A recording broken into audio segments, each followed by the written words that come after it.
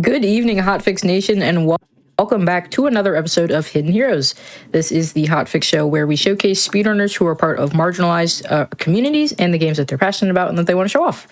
I'm Anarchy, and to celebrate the upcoming Halloween season, as well as the release of Silent Hill F last week, and also apparently I found out like 15 minutes before the show started that today is the 17-year anniversary of Silent Hill Homecoming. So today we're going to have some Silent Hill titles on the show to celebrate the series. So up first, we're going to be having Abby's Corner, who will be running Silent Hill 3 New Game on console for us, and then after that, we're going to be having Nerd Squared with the 2024 Silent Hill 2 remake, showing us 80% New Game Plus. So we've got some really great games and some even greater gamers tonight, so make sure you stick around for the show. For tonight, we've got no shirt bit for tonight since we're going joy mode. But in that case, I do want to shout out Black in a Flash, which is a community that uplifts and connects Black speedrunners of all levels, hosting special events throughout the year to raise money for charity and celebrate Black voices in the speedrunning scene. So you can learn more to get involved at gdq.gg/BAF, as well as follow Black in a Flash at bsky.social on Blue Sky for the latest updates. We've also got submissions are still open for Speeding Through the Holidays, which is going to be a holiday event we're running this holiday season. The submissions are open for that for another about 2 weeks, I think. But with that, without further ado, I want to welcome on Abby's Corner with Silent Hill 3. Good luck and have fun.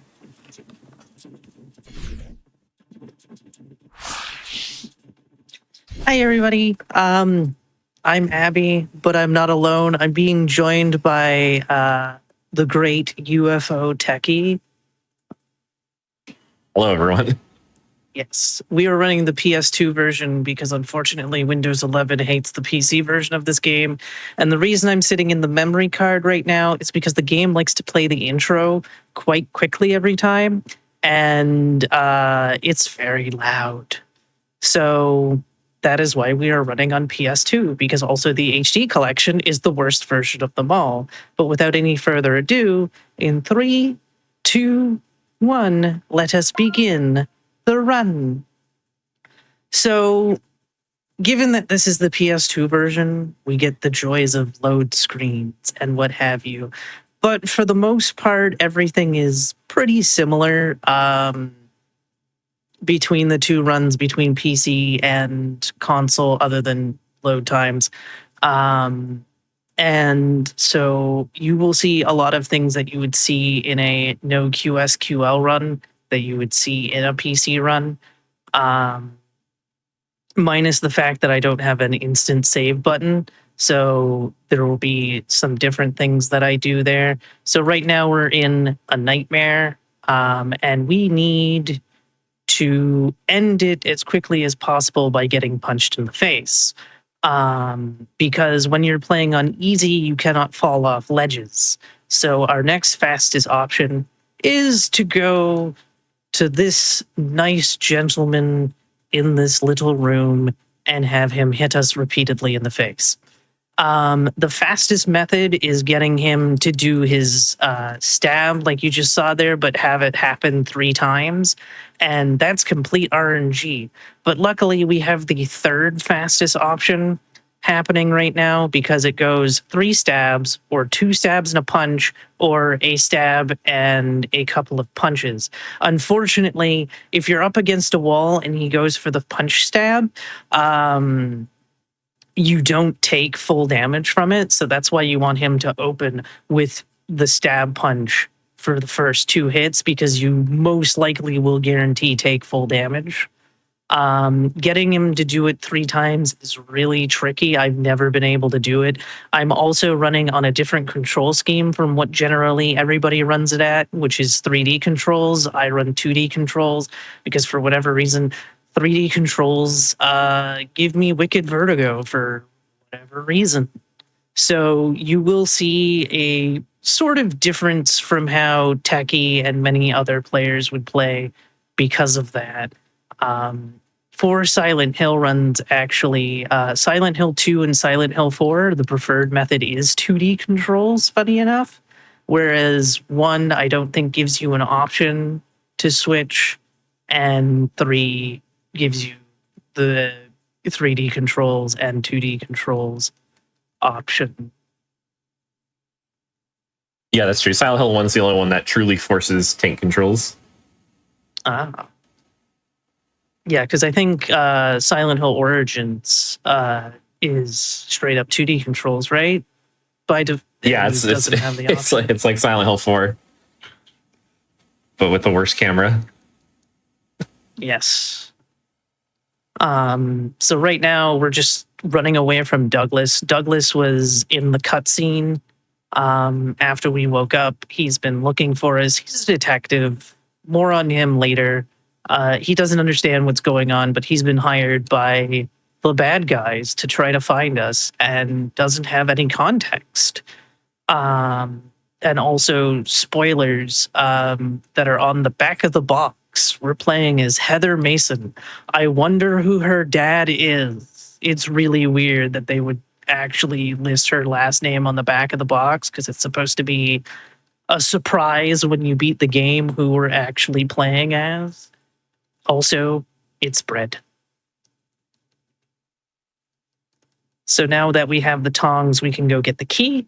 So that's what we're going to do, which allows us to unlock the bookstore. And then we can meet the main villain of the game as we're running past what I call raptors. Their actual names are numbodies. When I started speedrunning this game, I didn't know the names of enemies, so I just made up names, and I've just never stopped calling them those names. So there we go. We will be picking up healing items throughout the run because I will need those for running through Silent Hill. Also, spoiler warning, we're not in Silent Hill yet. We don't get there till about halfway through the game. It's the first Silent Hill game to do that. 4 doesn't even take place in Silent Hill. It actually takes place in the town that Mary from Silent Hill 2 stayed at with that mysterious disease. I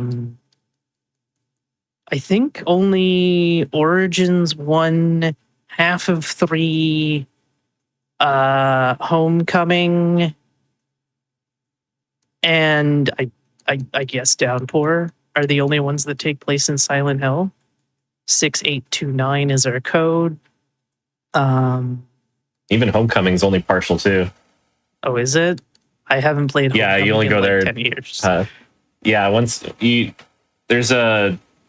becomes a big plot point. You get all the badass characters. We got to go to Silent Hill. It's one of those moments. One of those moments. I know Travis comes back. Sorry, I messed up the number.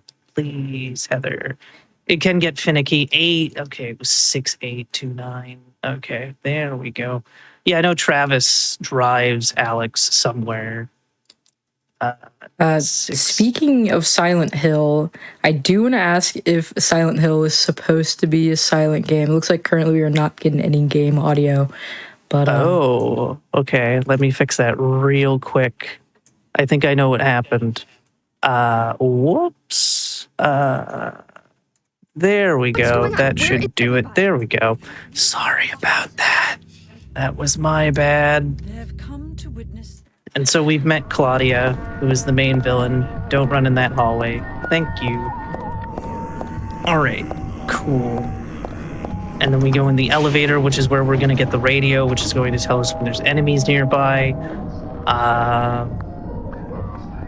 It's not really that important. If that we're notified of that. The flashlight's more important because in Silent Hill 2 and Silent Hill 3, at the very least, that I have experience with that, you need the flashlight on in order to pick up items, whereas in Silent Hill Origins, Travis does not care if it's on or off, and it's better to have the flashlight off in that game, whereas here, Heather will not pick up certain items if the flashlight's not on. And speaking of the flashlight, that's what we're going to go off and get next, as we have some lovely doggos that are going to try and hit us, but we're just going to ignore them.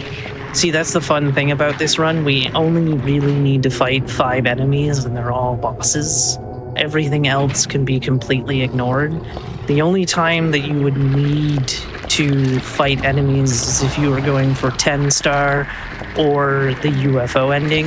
UFO ending requires you to defeat 31 enemies by using the laser beam, and 10-star requires X amount of points, and you get those points from using ranged weapons on 75 enemies and melee weapons on 75 enemies. I think I have that right.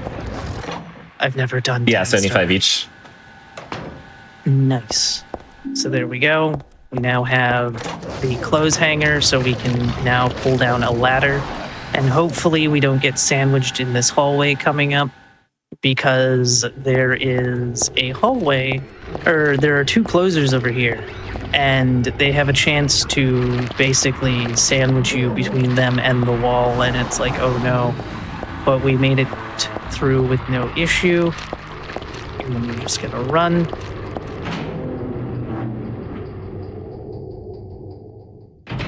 There we go.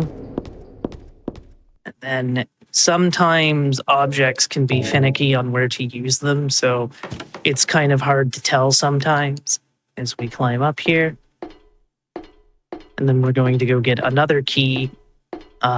This one is a cooked key, because unfortunately they decided to cook a dog. Because they cooked it. And it's like, oh. So yeah, right now we're in the Otherworld Mall, by the way. Most of the time, the Otherworld always happens in cutscenes in this game. It's not like, it's just randomly gonna switch from one to the other. Although, pretty sure most games are cutscenes. And I don't know why I said that. I might be imagining things. Oh dear. No, they definitely made more of a spectacle of it after the movie came out. That kind of set the expectation. You got to have the cool effect. That does check out. So we're just running here. Again, you'll find save spots, which are those little circles in this game. As a fun fact, you can actually find 2 references to Silent Hill 3 and Silent Hill 2 Remake, which is the weird thing, such as the It's Bread as well as the save symbol for Silent Hill 3. And they're kind of the save symbol is definitely harder to miss easy to miss than the It's Bread, because the It's Bread is just sitting in the hotel. But it's something you kind of have to go out of your way in the speedrun for. So here we go, running away. Also, what are they doing in here? They're not usually in here, so that's interesting. And then this hallway on 2D controls, or this room, can get a little bit difficult to manage if you're new to the control scheme in this game, because the camera's the biggest enemy in this game if you're on 2D controls, because you're at the mercy of the camera. You try to take control of the camera, the game goes, no, what are you doing? And it will just be like on the turn in a circle for like the entire time. So you kind of just got to go with the flow of what the camera's doing. Whereas 3D controls, you can be in complete control of the camera. You also have the option of strafing, which is not a thing in 2D controls. And so there's just 2 buttons that don't work in 2D controls because strafing does not exist in this control scheme. So yeah, it's a huge benefit with tank controls where you're just setting up muscle memory. You don't really have to pay attention to the camera too much. And also, welcome to bees. They're the loudest thing in the game outside of the intro.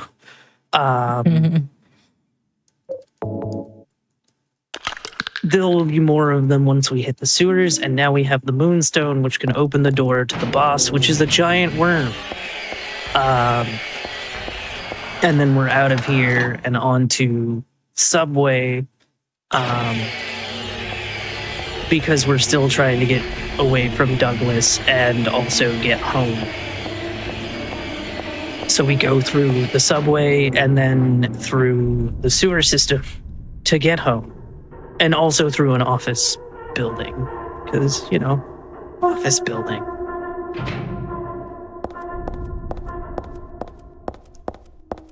Also, the reason the camera's like, hey, look at this pipe, that's because it's a weapon. And it's like, please take this weapon. And it's like, no, you would only really take that if you were doing 10-star or if you were doing melee only. But in this category, we just ignore it and just keep going. So continue. Also, the dog may be aggroed. Not 100% sure. If it is, Heather might try to play some DDR as we try to go through the door. Oh, it is totally aggroed. Cool.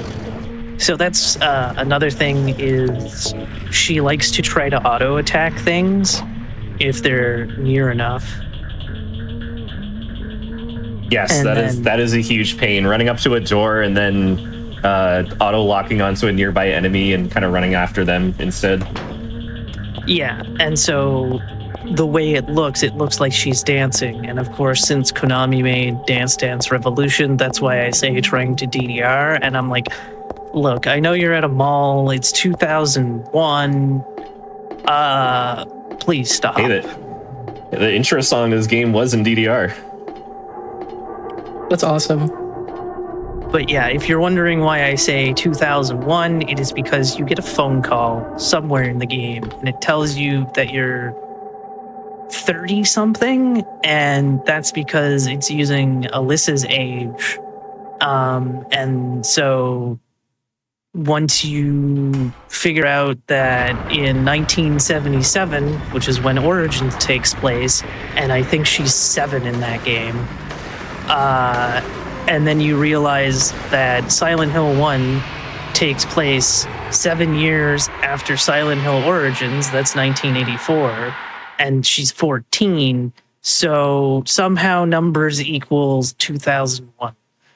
And supposedly Silent Hill 2 takes place in 1993, supposedly.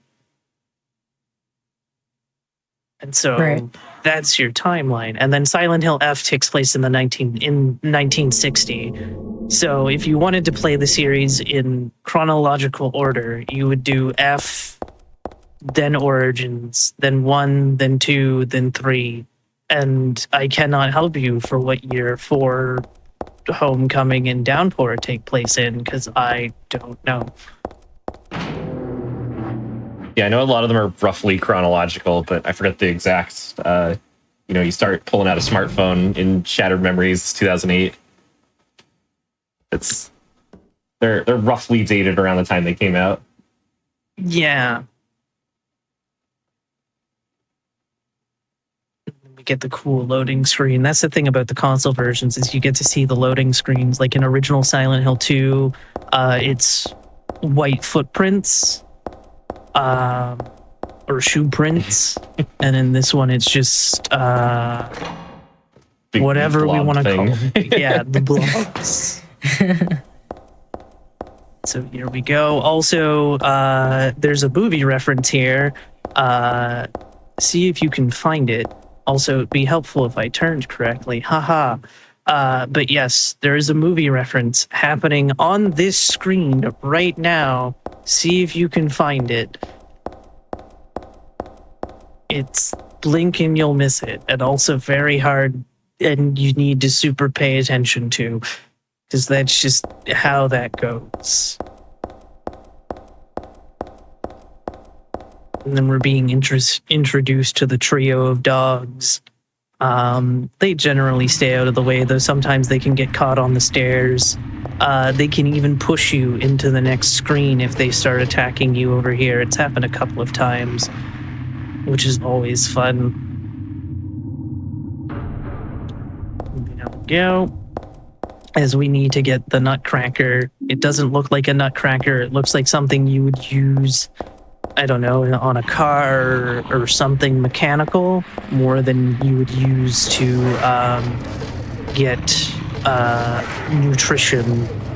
nutritious snack.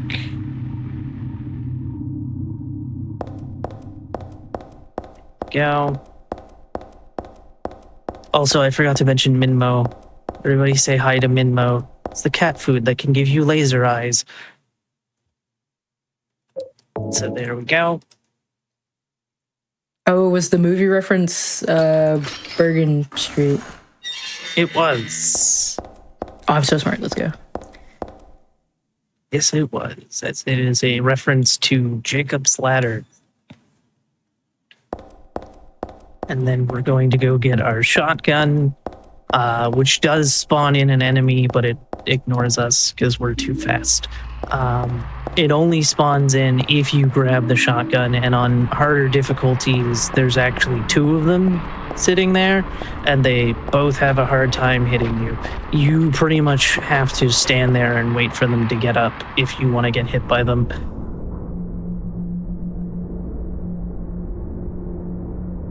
There we go. And then turn. Sometimes the camera will turn and show you the trash at the end of the hallway. Sometimes it won't. Doesn't really matter. Don't go down the first staircase because that will lead to death. So now we have to jump down on the track. And fun thing, back when I started learning this game, I found a completely useless glitch. But on 2D controls, if the dogs are chasing you enough, you can auto-aim yourself through the platform. Don't do that. It's a very bad idea because the game doesn't recognize that you're on the platform. And so if you go through the door, you will still be out of bounds and the train will hit you. And it's That's like, awesome. oh no. I was going to mention the auto aim dragging you away from the platform there, making it harder to get up. It's kind of terrifying. Yeah. And then I'm going to count the 3rd trash can there. That's my way of knowing that I'm by the staircase. Because again, if I try to change the camera angle, the game will be, again, like, what are you doing? No, bad, stop. And then you're like, oh. So we go down. There's a health drink there. I'm not going to pick it up. And then we board the train that is ran by a ghost because the door just closes on its own. And granted, I know nothing about subway stations before the year 2009. I don't know if that was always a thing. And so anyway, ghost train, apparently. But the trains used to be driven by ghosts. I suppose. Also, if y'all don't mind, I'd like to show something cool here for a second. So we just went through a train, right? Through a car. But guess what? Oh, we're at the end of the train. What? So the cars just disappear as you go through. And it's like, oh, well, all right then. So perhaps maybe this really is a ghost train? Who knows? But yeah, that's a neat little thing that can happen. Squeezing past that guy, that's like the big blocker in this area. Yeah, and on harder difficulties, the big enemy that we saw earlier, they're in here too, but only on harder difficulties. If I were to get hit while trying to get past those guys, I would have lost 0.7 seconds. And if I had have gotten knocked down, it would have been 4 seconds. I may have timed things out back in the day when I was heavily running this game. Maybe. Don't worry about it.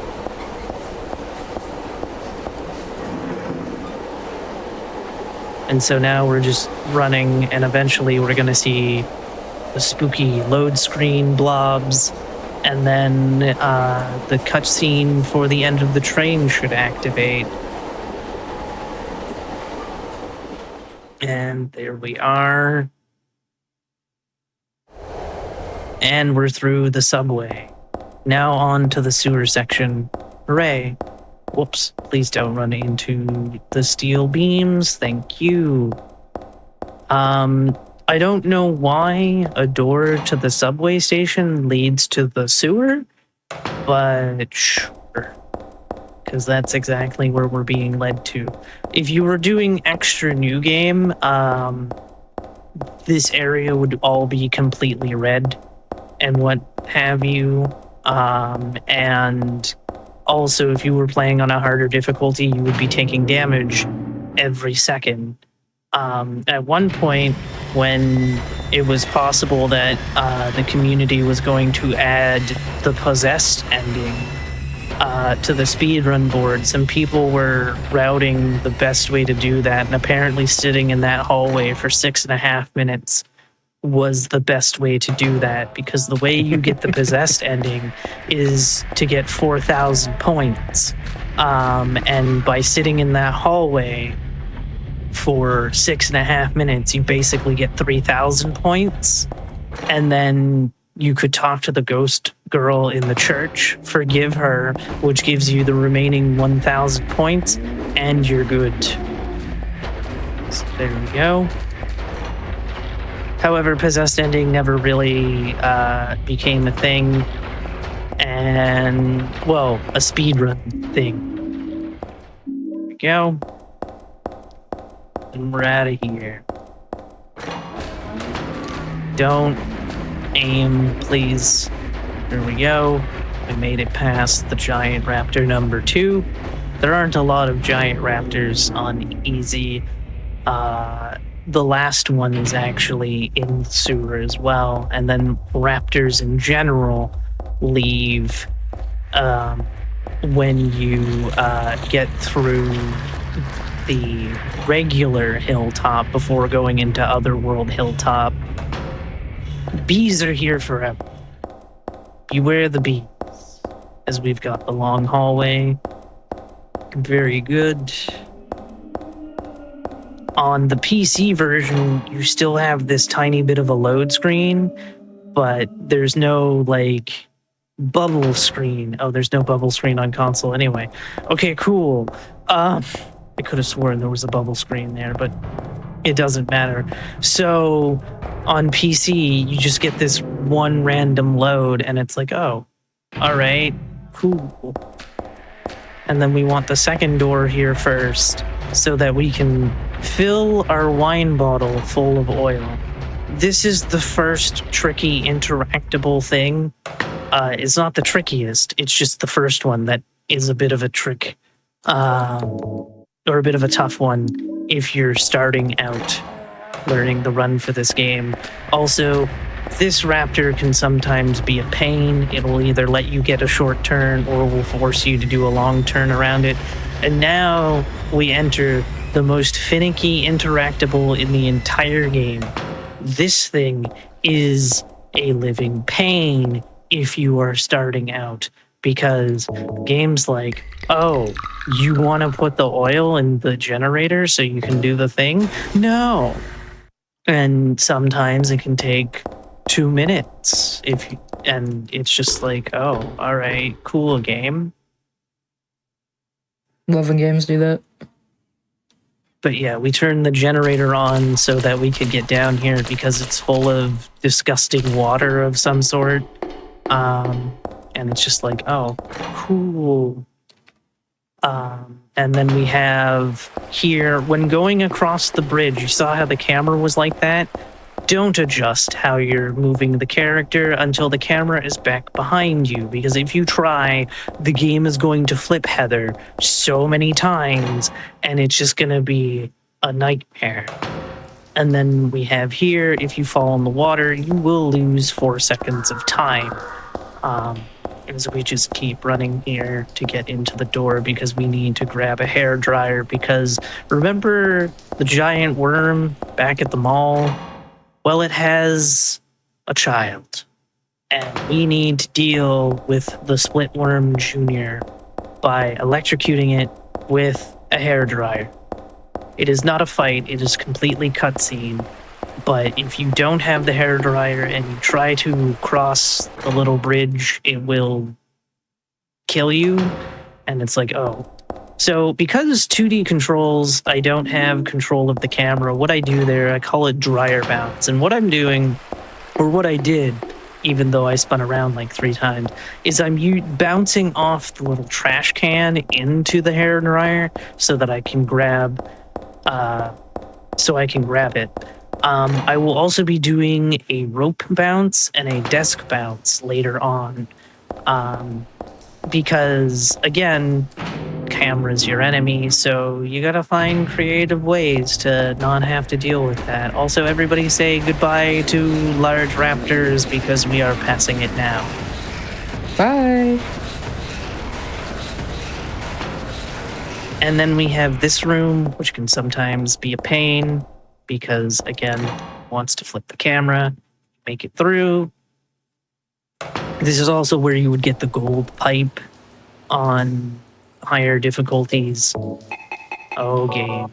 Please don't. It's being picky. Yeah, picky. So there we go.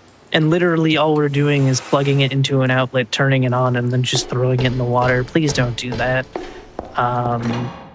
There's a good chance it won't even do the thing, and this is just movie logic. Go. I think cross that bridge is super scary on harder difficulties too. And then we're going to go down, and then we're going to hear the sound of 3 bees going at once. Because that's what's happening here. On higher difficulties, it's 4 bees at once.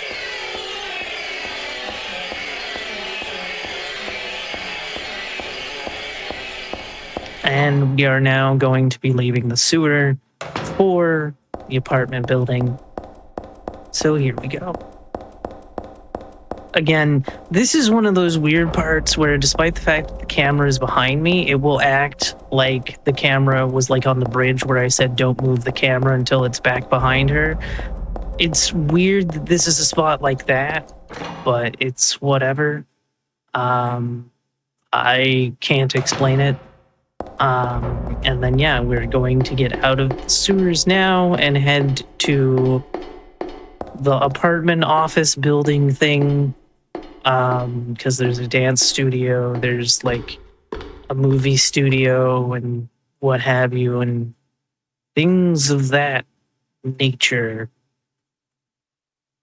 There we go. This used to be a giant pain when I started out because of how the camera behaves. And there's a couple other spots in here that are like that, but you know, once you can get the hang of it, it becomes pretty simple. Also, there might be a jump scare noise here.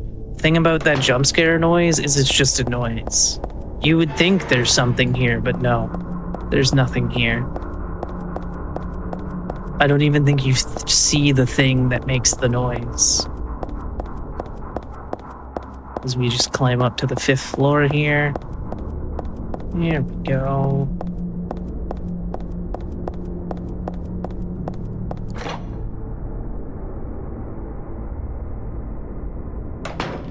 And then we're gonna go in here.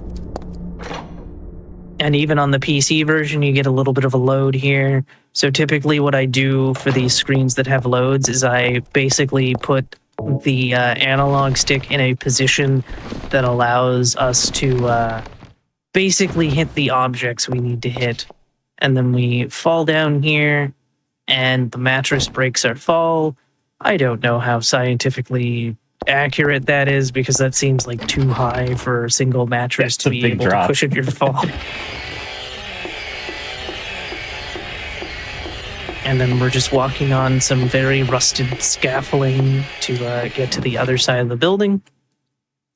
And we're going to enter the dance studio to grab some rope. We're going to use it to climb down an elevator shaft because the elevator's broken. But we also need to find the jack in order to make the elevator door open more. So here we go. Oh, now I remember why it's 2001, because 1984 subtracts 7 or add 17 or whatever. Yeah, that's why it's 2001.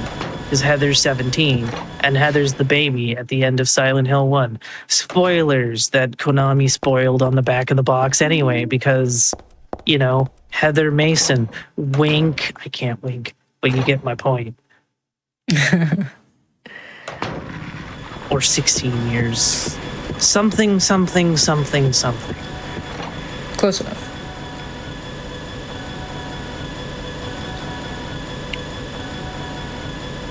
So now we're heading up to the 5th floor. This is where you can get the katana.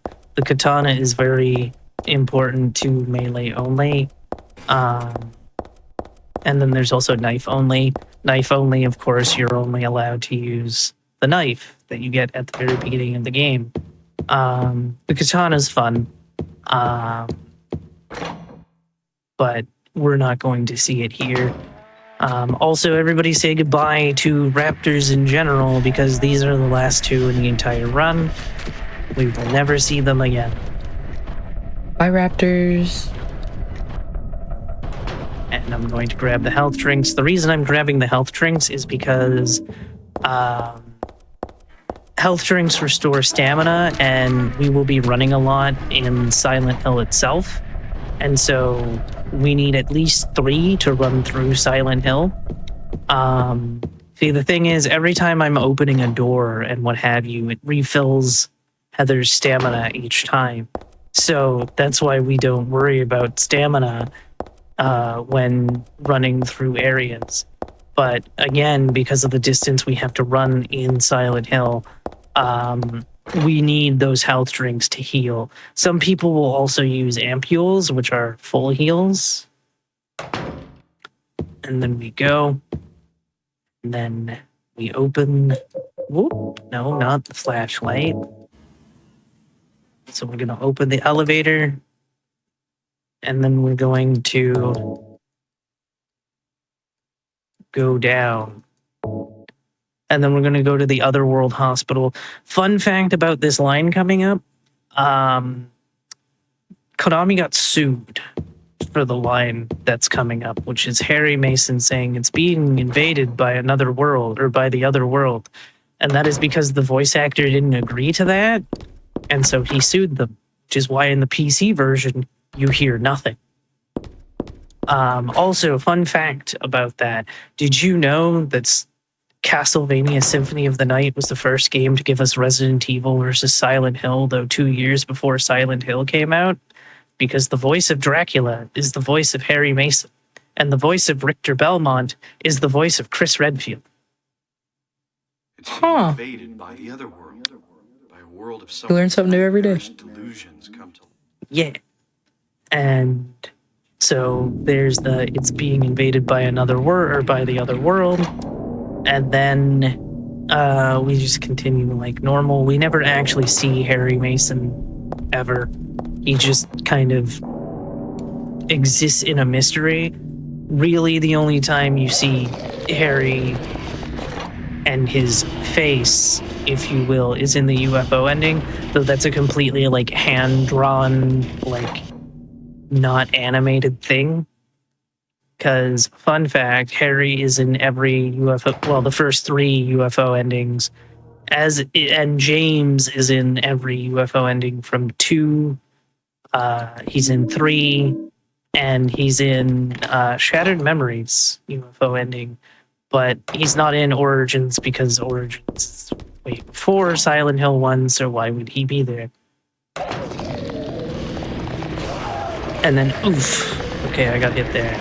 These guys are always fun. Pain. Very big pain. So now we have to go burn a painting. And to do that, we're going to get some pork liver, matches, and I already grabbed the first thing. I believe it's some form of alcohol, like medical alcohol.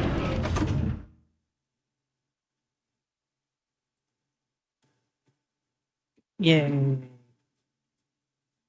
Speaking of an assortment of random items, I do want to shout out Hotfix. We usually have a random assortment of games and things to showcase on the channel. So if you're curious to see what's coming up on Hotfix, check out this week's schedule and explore our full season lineup at gdq.gg/hotfix. Of course, also picking up shotgun shells, because we will need those for the bosses themselves. And the next boss is coming up here. and it is the thing that kills Harry, which is the missionary. Spoilers again, because we don't watch the cutscenes. Heather actually finds out that she's not fighting monsters and is completely mortified because, chat, we're not fighting monsters. It's weird. We're just fighting cultists that are just regular, and it's like, oh no. But yes, also Claudia is trying to make Heather angry because Heather is the reincarnation of Alyssa from Silent. And that's the weird thing, because if you play Silent Hill 1 and Silent Hill Origins, Alyssa's not evil. It's her mother that's evil. So that part kind of makes no sense. That it's like, yes, you will bring forth the chaos. And it's like, I mean, I guess, but she was also avoiding all of that. And then Harry got tricked and caused all the things to happen. But whatever. Semantics, don't worry about it. That's a whole thing. Now, the fun thing about that object is you would think that you would want to be at the bucket. But no, you want to be at the painting. If you're at the bucket, the game goes, what are you doing? I don't know what you're trying to do, but stop. And won't let you put everything in the bucket. It's really weird. This is a miserable hallway. Yeah, right off the bat. Yep. This hallway leads to many a reset. Oh, cool. Double hit. As we keep running.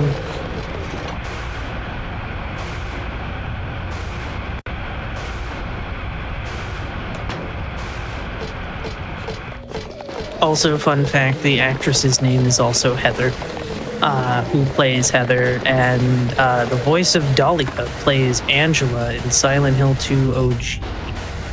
And also, the person who sings all the songs, well, not all the songs, but most of the songs, Mary Elizabeth McGlynn, is, for any Tekken fans, is Nina Williams since Tekken 7. So, I'm loving the trivia. Learning a lot. So now we have the insurance key, which means we can finally leave the building because we'll get the magic words to get the thing not blocking the door. Which leads me to ask, how did Vincent leave? Is there like magic words to bring it back? So he just says money. The power of money. He called an Uber. I didn't know Ubers existed in 2001.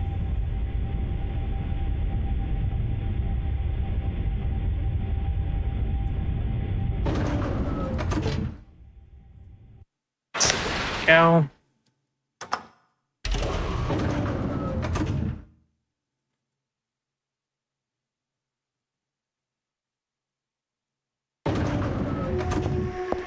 And then we're going this way to unlock the insurance. Boy, would I not like to get life insurance in a place that looks this bad. And then we have these two. They have gone to eat the meat. Sometimes they will run and attack you. But we got the meat, so that's pretty good. Camera, please. There we go.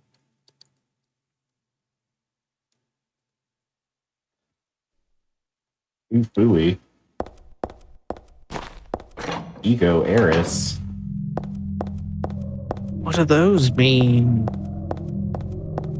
They're the magic words to get the thing to go away and allow us to leave. Also, if anybody's sitting in a dark room, I apologize again because the game is going to flashbang us right now again. It does this at, it's a long one too. I want to say 3 times it does this, and I don't know why. But yeehaw. So there we go. Please don't hit the the pylons things. Cool. All right. There we go.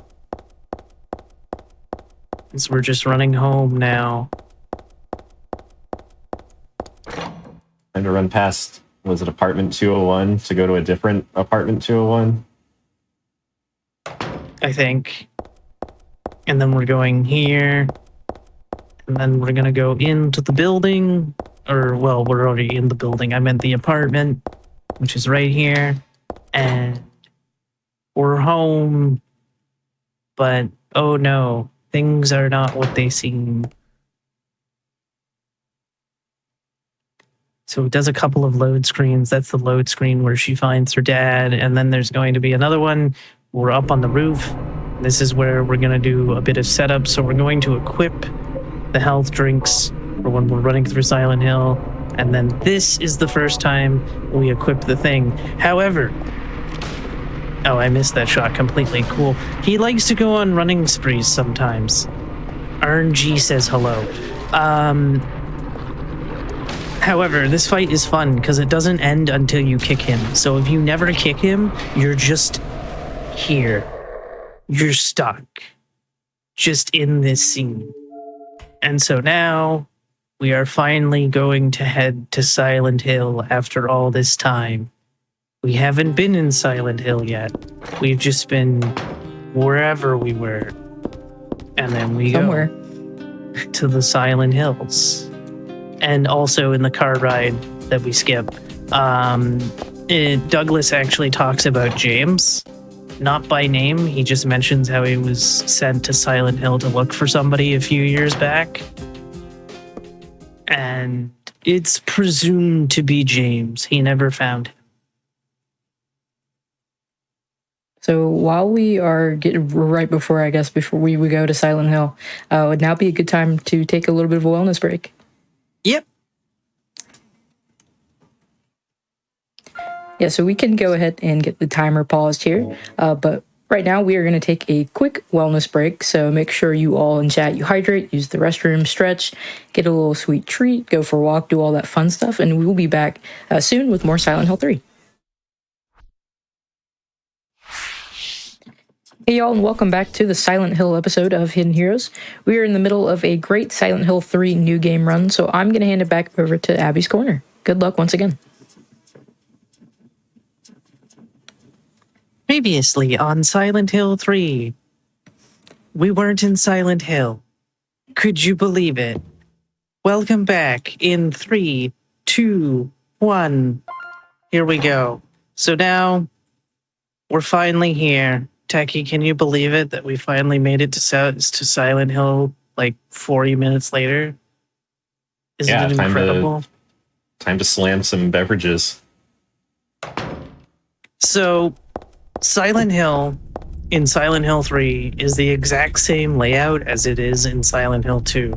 However, we go to different locations and some locations aren't available, and also, unfortunately, a music track isn't available because while we can go into Heaven's Night, we're not going to do that.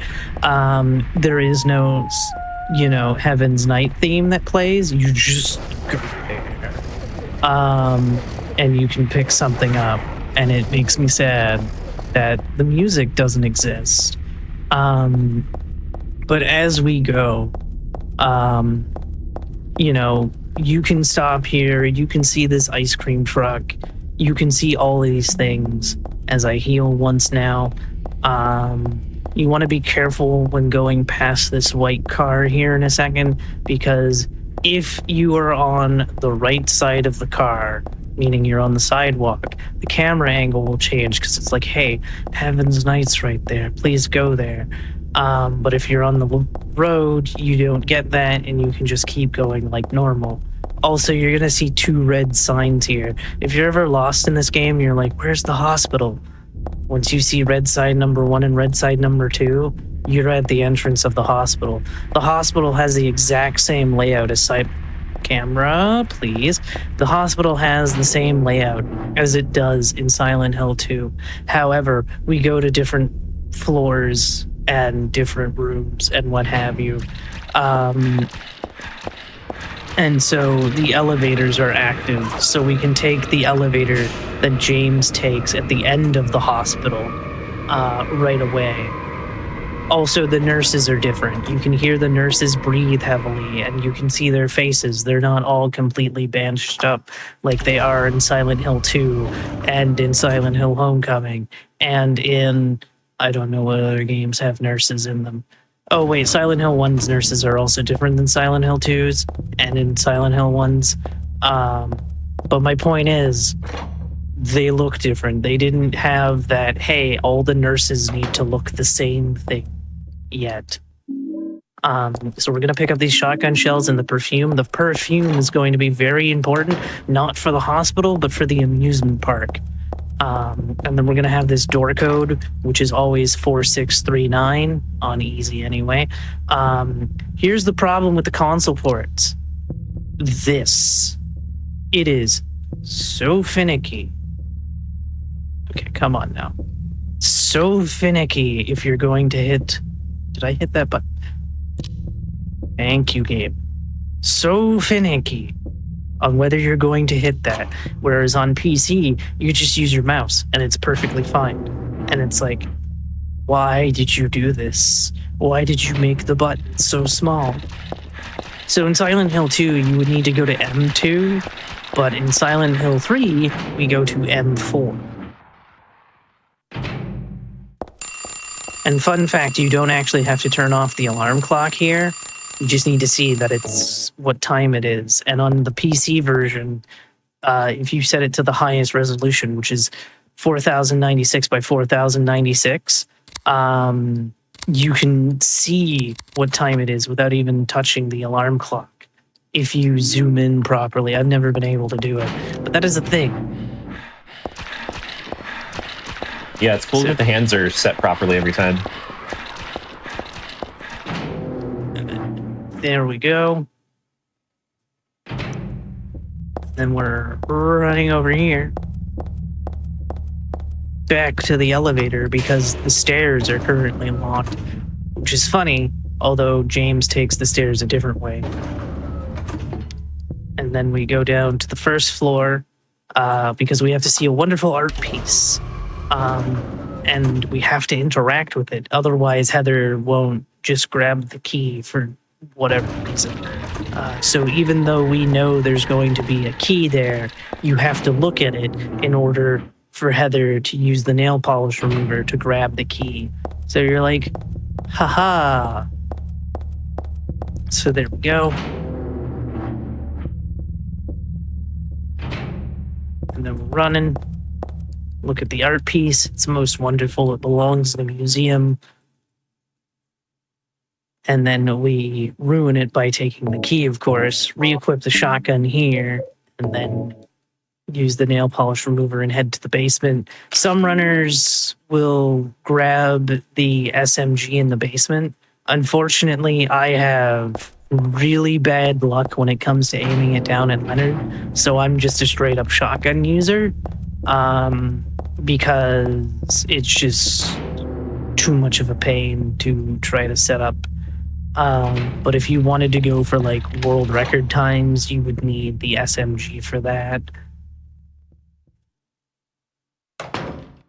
As we head down the stairs, again, another spot where the camera really likes to give you the business is right here.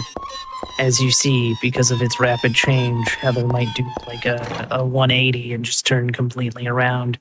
And so this is where we need the camera to give us the third floor code. So we're going to snap the picture. And then 6289 is our code. That code is always randomized. Again, Silent Hill 3 has less randomization than Silent Hill 2, which is why Lucky Hill exists and whatnot, because you can set your seeds.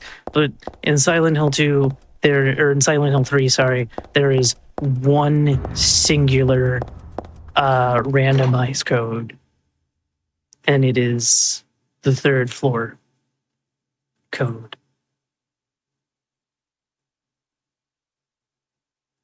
So there we go.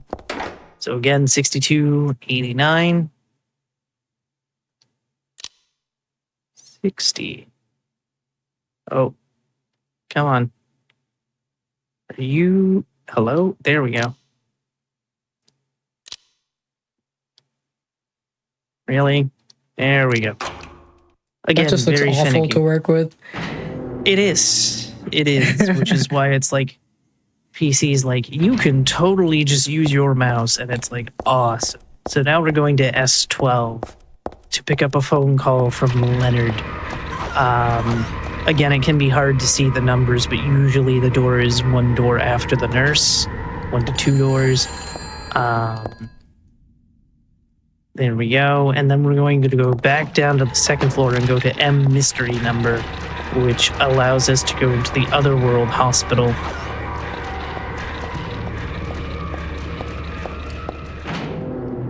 As we go here.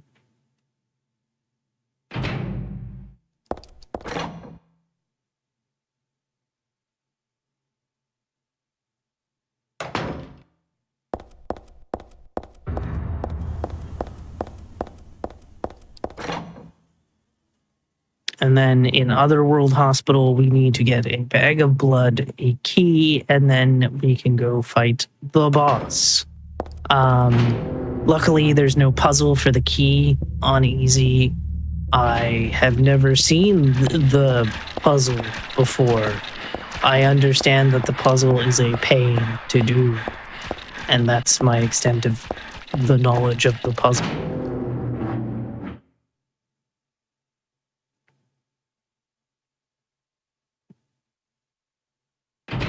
So here we go, we're in the very rusted hallway with very functioning gates. Because I don't know why, you would think that if the hallway is this rusted, that the gates wouldn't work. But they're like, no, we work perfectly fine. Right.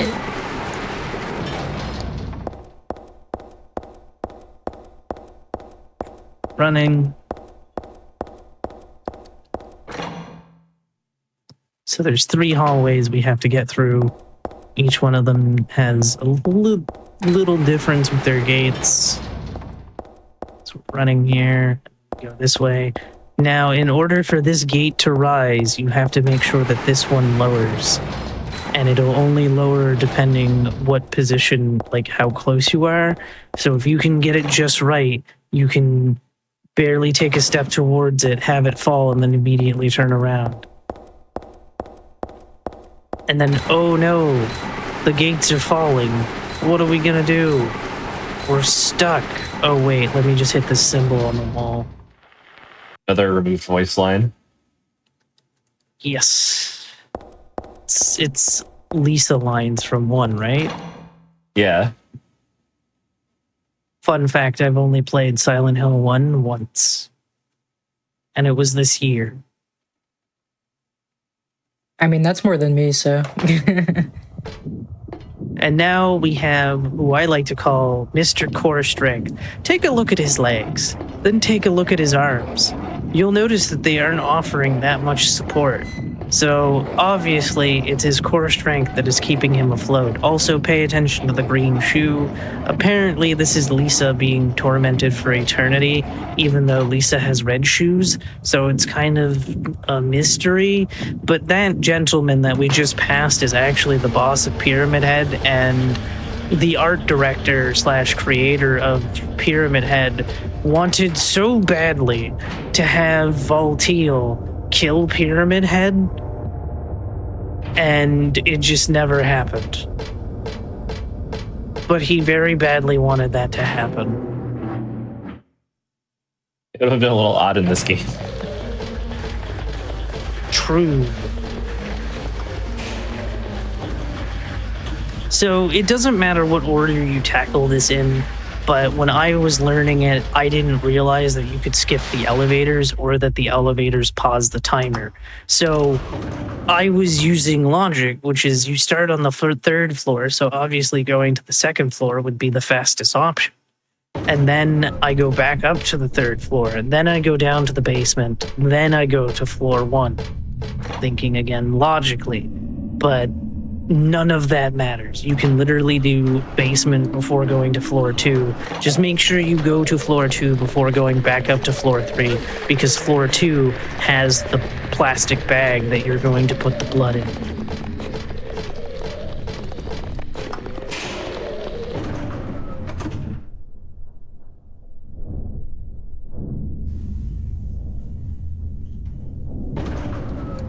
So there we go.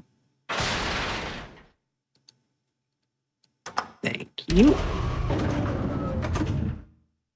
And we're going to turn this way. We're also going to put the perfume on because, again, the next stop is the amusement park, and it's specifically only for one enemy. If you don't put the perfume on, it becomes a brick wall that can hit you, which is really unfortunate. Well, that does not sound fun at all, actually. It's not. So now we have the plastic blood, so now we can open the way to Leonard. That is the reason we get the blood, is so that we can get to Leonard's boss room. And you're gonna notice something about the Leonard fight that makes absolutely no logical sense and defies the laws of physics. But we'll get there.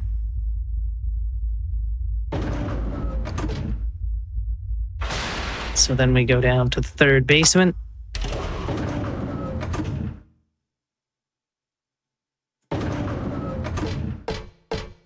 And again, the keys just open.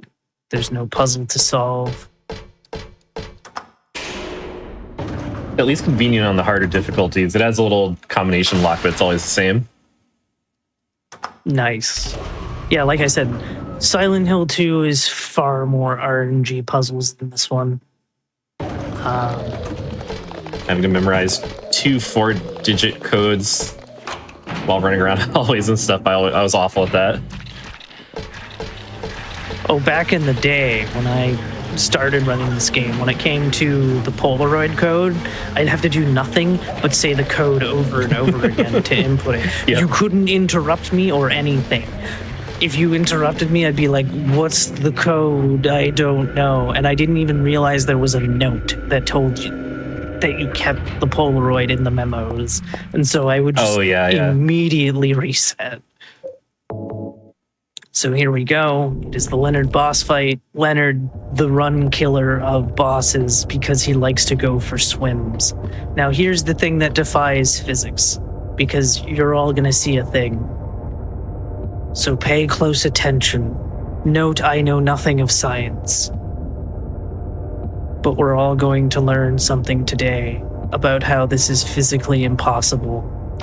See how he's like, I don't know, 3 feet taller than us? Oh good, he's not gonna swim. But he'll swim in this water that doesn't even come up to our waist. So we got good RNG on Leonard. I was not having good RNG earlier today at all. And there we go. Leonard is defeated. That is what you like to see against Leonard, is that he just falls right away. Also, that should be the last time the game flashbangs us. I'm really sorry if anybody is sitting in a dark room right now.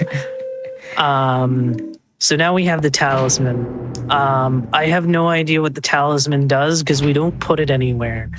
It's just that Vincent is like, go see Claudia's father. And I'm like, okay. And so we do. And he's also a part of the cult, but a different part of the cult. And so he's trying to stop Claudia from doing things. And then Claudia yells at Vincent, why did you send her to my father? And Vincent's like, well, you don't like him. And then she's like, oh, yes, you're right. I'm not mad at you anymore. And you're like, all right. Also, Vincent is trying to stop Claudia. I don't know. Game story is weird. So now that we're done with the hospital, we have to go back, and I have to pray that I'm actually going the right way because the camera liked to flip there. So we have to go back to the hotel and realize that Douglas isn't there. Vincent tells us where Douglas is, which is the amusement park. Then we can run to the amusement park. And again, running through Silent Hill is why we need 3 health drinks. The other health drinks are for the final boss fight and healing, because we need to heal during that fight, and only during that fight do we ever need to heal. The unfortunate thing is that because we're on console, there's no visual indicator how much health you're at unless you go into the pause menu or the inventory menu. They're just like, yeah, no, the controller rumble is fine. It's not fine. I would have preferred a visual indicator, because on the PC version, you get a red cross to tell you that you're dying. In this, you get a barely functioning rumble feature. And it's like, I don't know what that means. Help. And whereas I'm not using a PS2 controller, I'm actually using an 8-bit Ultimate 2, because I use a Brooks converter in order to use newer controllers, because PS2 controllers are way too expensive for what they are, and used controllers are hit or miss.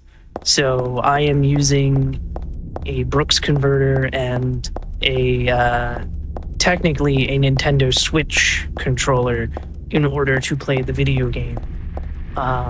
So if you're ever like, I would like to play PS2 games again, get yourselves a Brooks converter if you don't want a bad PS2 controller.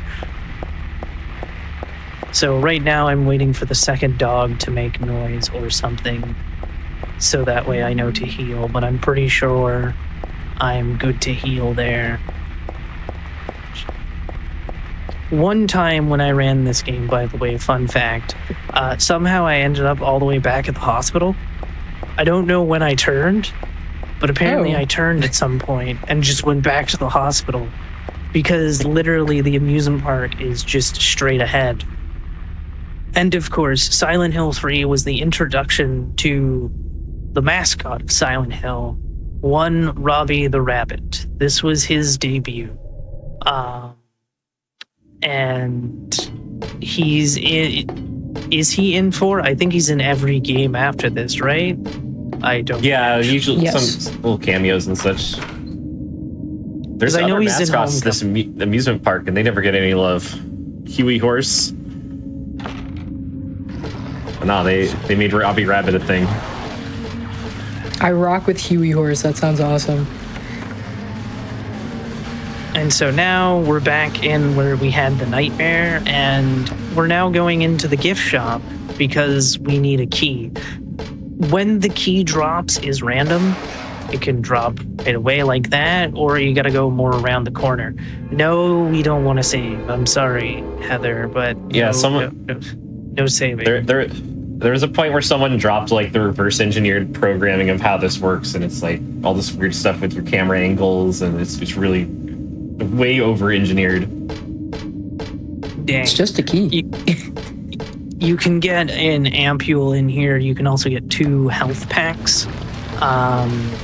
Whoops, there we go. So that's the guy that becomes a brick wall. But he'll do, instead of trying to punch you or double punch you, what he'll do is he'll swing his arms back and forth, and it pretty much guarantees a knockdown and everything. But by having the thing, we're perfectly fine. Also, everybody get ready for everyone's favorite part of the video game, although it's a nightmare for my moderators, because it's time for the Borley Haunted Mansion. We're so glad you came. Please come inside and look around. When you feel you're ready, then go through the door.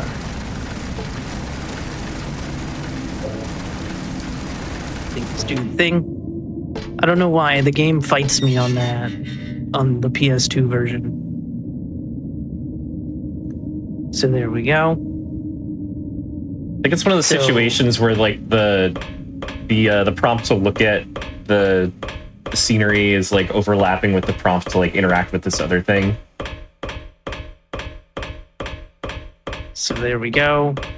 So the reason we turn that off is because if in a casual playthrough, the nightmare ends when you die. And so you get hit by the roller coaster and fall. And so that's why she goes and gets the key and turns it off, even though a ghost turns it back on and she's fine. So that's kind of the thing. So that's why she goes and does that.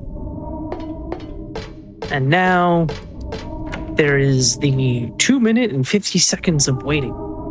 So in extra new game, you get to skip most of the Borley Haunted Mansion.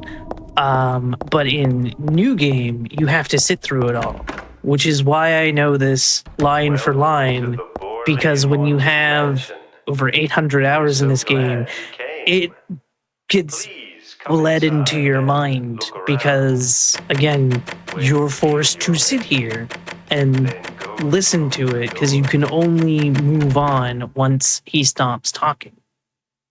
Help! Help! Do you hear those voices? A family of four were sliced into bloody pieces in this room. Oh, the cries of the children. The murderer was caught. Do you know why he said he killed his family? Because I felt I had to.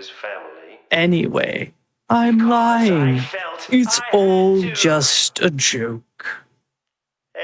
And then it zooms in over there and you can see it. And again, you can mash the text. Again, in extra new game, you can just run through all of this. So it's interesting. They force you to sit through it. I believe the door is locked because of audio dialogue, which doesn't make sense because, again, in extra new game, you can just go. Now, one thing about extra new game is in order to go through the next door, you do have to activate Danny, who's a quiet young man, but quite friendly, as you can see. He was so eager to meet you. His hometown is New Orleans, but he came here after first losing his way. Oh, maybe you might know. Where is the path to heaven? And so you again have to wait for him to complete the dialogue. We don't know anything about Chairman, unfortunately. And then this mansion's quite old, so please, I'm so sorry. This place is just falling apart. The mechanism is broken, you see. It wasn't supposed to stop there. I assure you. Once he says assure you, you can go through on extra new game. But there's the exit. I hope you've enjoyed your tour. Please come back anytime. Or if you prefer, we could come and visit you instead. And then we have to run away from the red light. If the red light touches you, it is an insta-kill. The exit. But it seems that no one wants you to leave. Everyone really likes you. They want you to stay with them. Forever. I have to agree with them. And then the dialogue stops here. There is another line after he says, I have to agree with them. But for whatever reason, it doesn't play here. You just get the sound of the red light. You might mind finding out that the layout of this section is identical to the first one, except reversed or something? Oh. Interesting. I didn't know that. And then we run past the two closers. Please don't run into the wall. And that's why, this is why Amusement Park is the longest section, because of the Borley Haunted Mansion taking 2 minutes and 50 seconds to completely get through. And then you have to grab a red shoe.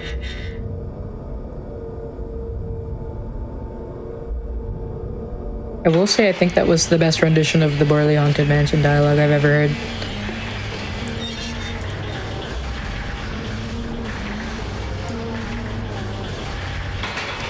And then we're gonna go this way. Pick up the chain, because that's how we open the door. And then the red shoe is on the ground.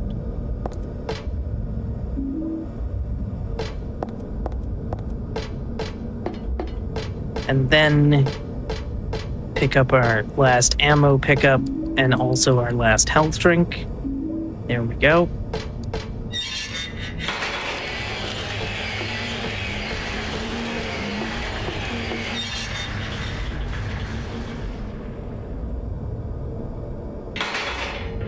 There we go.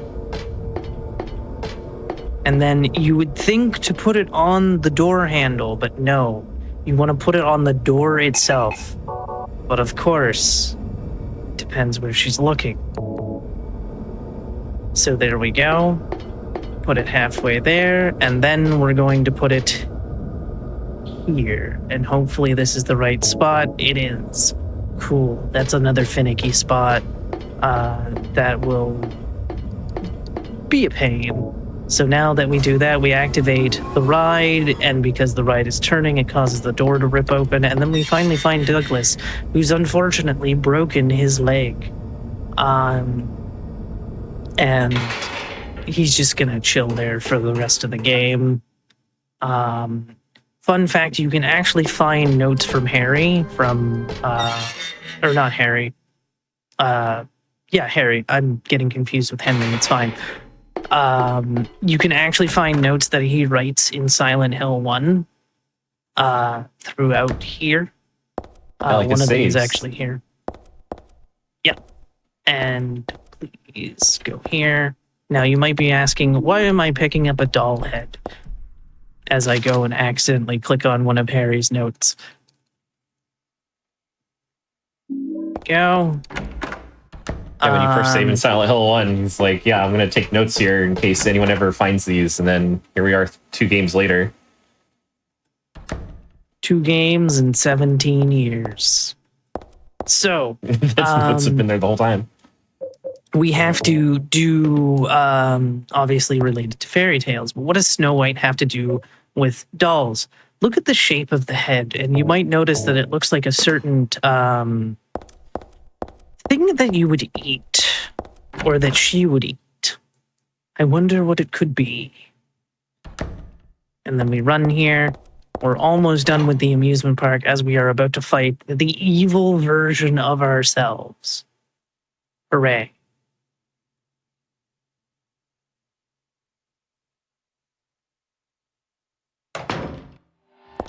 So there we go.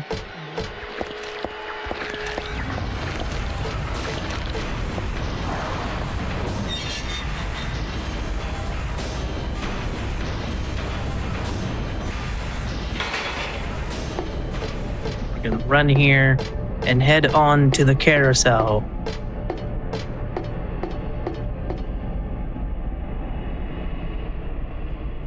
And what I'm going to do here is I'm immediately going to open the inventory because it's going to start the moving faster. In the PC version, you can go into the special pause save menu, but because we don't have that here on console, we're just gonna do that. And also talk to the horse because the horse pauses. Talking to the horses pauses the IGT, not that that matters for an actual speedrun, because on December 14th, 2022, a thing was discovered where if you mash the supply button, it pauses the IGT timer every time you do it. And therefore, it completely turned this game's speedrun on its head. And therefore, the console versions were changed to RTA. And it took them, I want to say, 2 months-ish to make a special timer that negates that. And so it acts like the IGT timer, only hitting the supply button doesn't pause it every time you press it. And now that they've started back up, I'm going to open that, which speeds up the thing.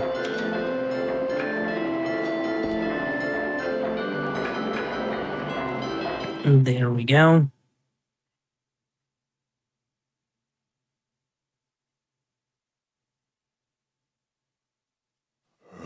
And now we fight the evil version of ourselves.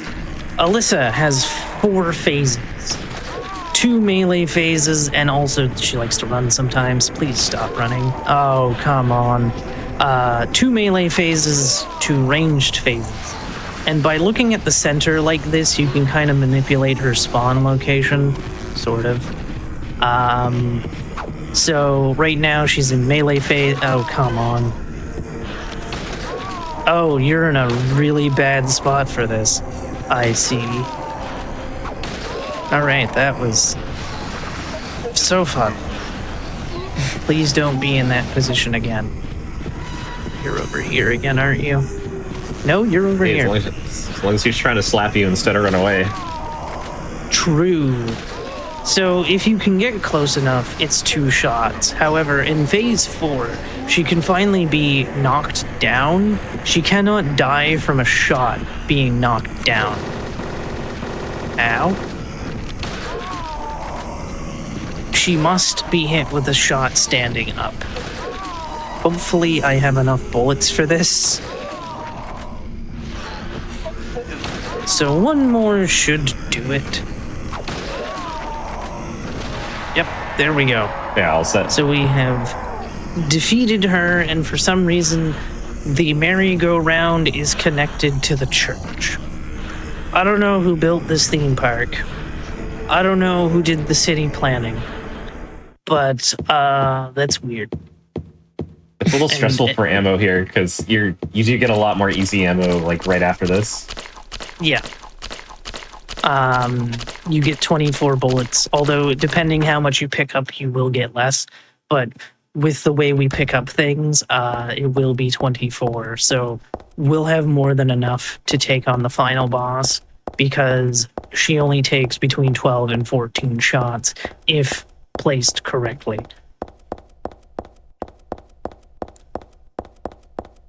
So there we go.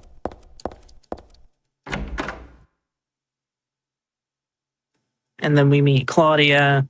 Heather tries to trick her into thinking she's Alessa and goes, please stop trying to do this. And Claudia's like, no. We're going to do this. So now we need to collect the 5 pieces of Exodia. Let us not forget that Konami both owns the Silent Hill license as well as Yu-Gi-Oh! But legitimately, we do need to gather the 5 cards in order to unlock the final boss room. So that is what we are going to do now. Also, don't forget to turn on the flashlight, because again, she won't pick up one of the cards if the flashlight is off. The rough room. There we go. It's not too bad for now. And then we are going to do Ghost Girl skip. So the way this works is I take a couple steps in and immediately leave. And then I do it again.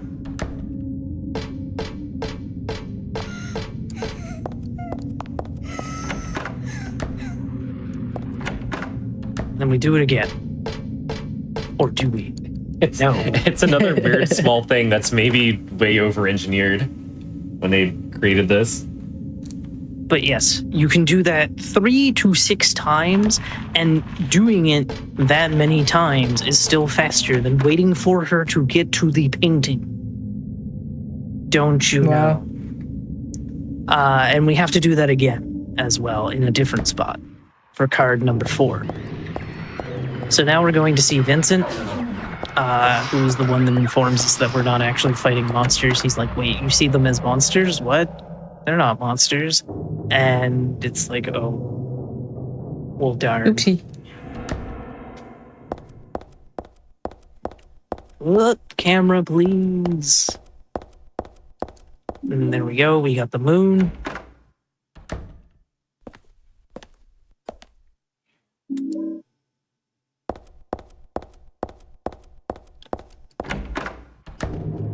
And then we're running. Please don't hit me. Thank you. That guy can be a bit of a pain.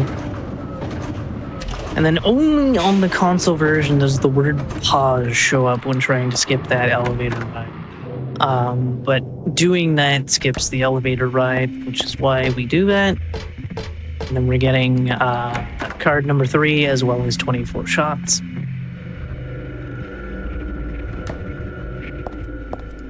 There we go.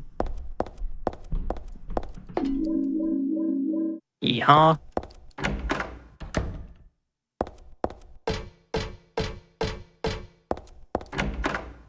Whole section like the overhang that you're running on right now is such a nightmare on the harder difficulties.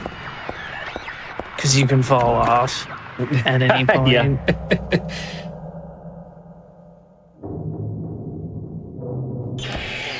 And then we have bees. Like I said, bees never go away. Also, on harder difficulties, bees will fly at you and try to hit you way more often. And then we're here to get the key to get to card number 5. And also grab card number 4.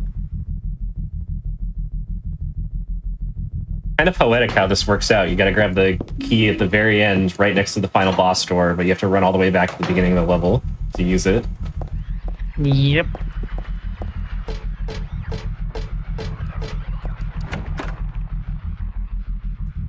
And then we have these this room. Yeah. So remember how I did that thing? We got to do it again. And this time there's enemies directly sitting at the door waiting. So there we go. And the pain with this one is that she doesn't start crying again until you're basically at the spot. So you're like, oh no. Ow. Heather, now is not the time for dancing evolution. It's going to be spooking coming back out through there. There we go. So then this opens, and then we learn about the Glophotus. And also get card number 4. This was the room that Alyssa was put in. So there we go.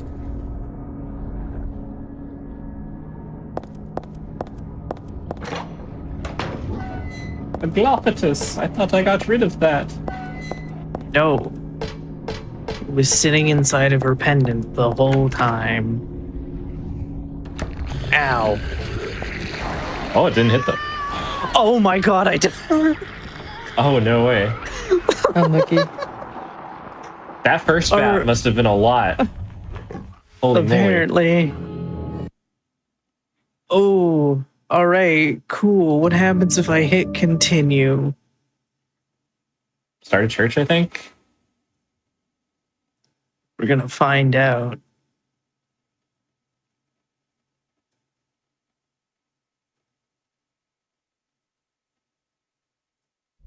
Oh, it is the start of church. Okay. Oh, no.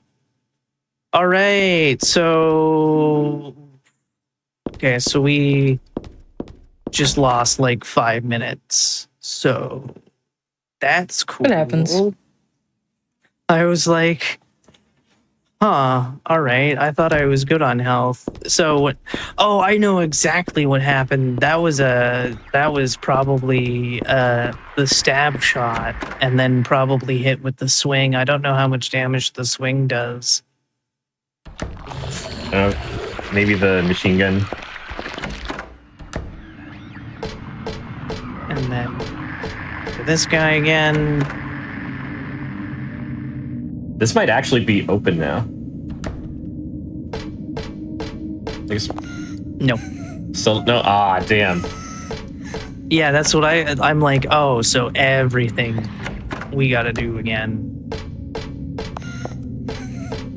I was kind of hoping that it would have like been like you're back in Alyssa's room because that would have been cool. That would have been so nice. While we are catching up a little bit, I do want to talk about where you can catch up on past Hotfix shows, special events, and other GDQ marathons, which you can find that on youtube.com/gamesdonequick. So if you are watching this on YouTube, don't forget to like the video, subscribe, and turn on notifications to stay up to date with GDQ and see all the fun stuff we've got going on. Oh, plus I did get hit by him, so that would have made sense. That would have made sense. Although I thought I would have had much higher health at that point, but that's okay.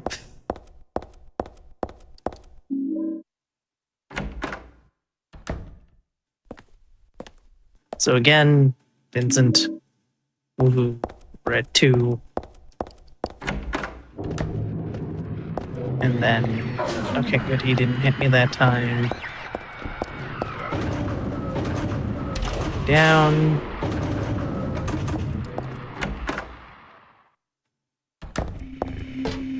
How is my health if I go look at that? Okay, yeah, we're in pretty good shape because it goes blue, then white, then yellow, then red. So yeah, I think it was just bad luck with getting hit like that. I've actually never been hit with that shot down here, so that was new.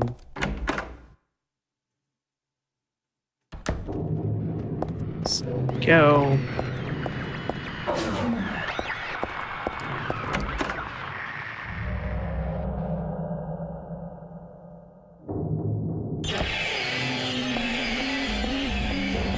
Because, yeah, no, like, we had, I don't know, do those guys also do more damage than regular ones? Because those are different ones.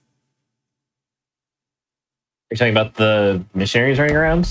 Or the... No, the closers that are smoky. Oh, I don't know. I didn't think so. But they have like a super variable amount of damage that they do, I think. Like sometimes Yeah. it seems like it's so much.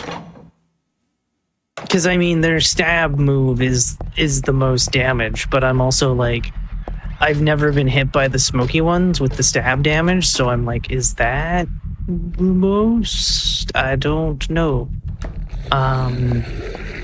So they're super far apart again. Oh yeah, and that's right, they were beating me up as I was doing this, so I should have been a little cautious there. So there we go.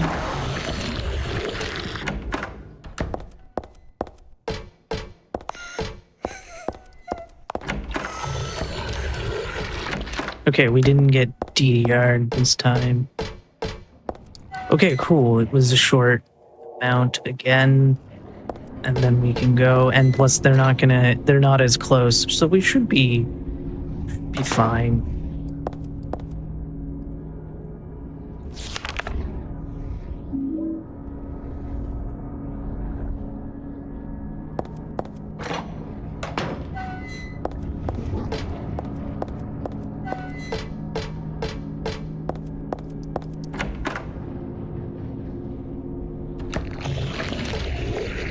I never did learn the glitched path for this because, again, the PAL version's the version you want for the glitch version because it runs at 50 frames, so it's easier to do them all. Oh. And they're very complicated, whereas this is a NTSC copy. I have a Korean copy also sitting behind me, which is just a variation of the Japanese version, which is also 60.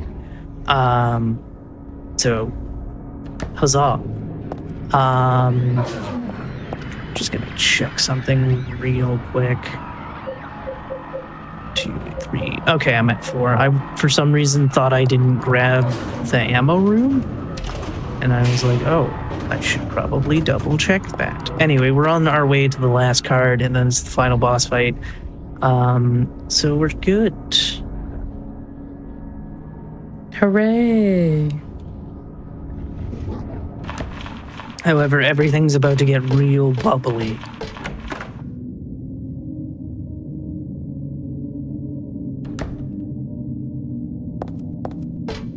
So yeah, as Techie mentioned, we have to go all the way back to the beginning of the game to get the final card.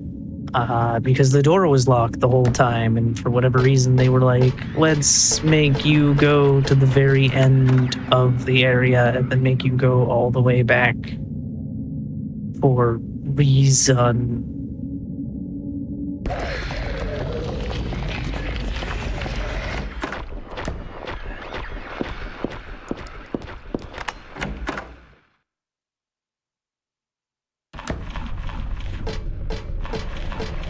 So we're gonna go into this classroom because there's an enemy sitting on the floor and they have a very large hitbox.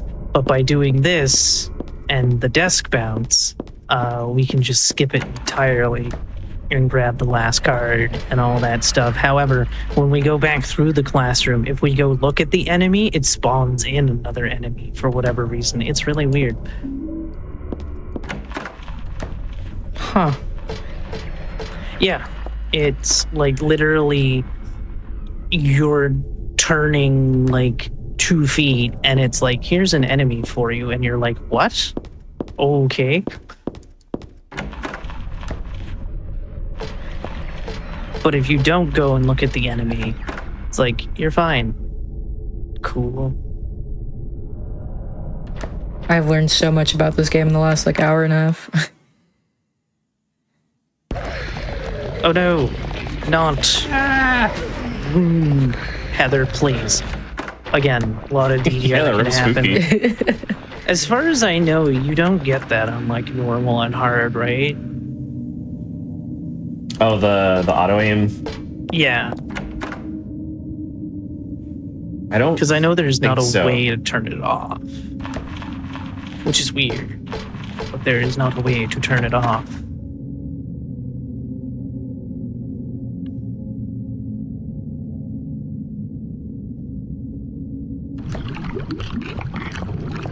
So yeah, like I said, everything gets real bubbly, and you just hear these gross bubble noises all the time. Oh, whoops, I missed the door. It's the second to last one. Huzzah. And then ow.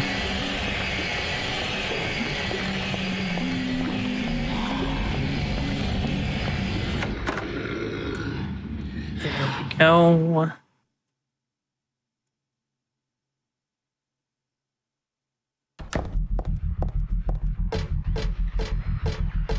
And then we run into the butterfly room.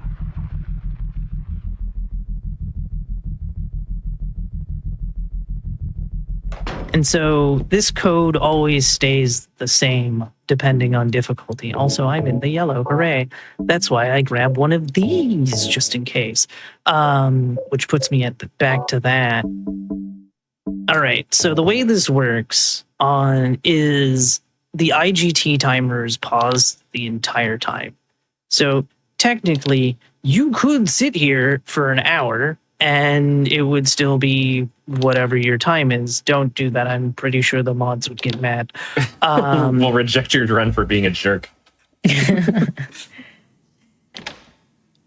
And then you put them in.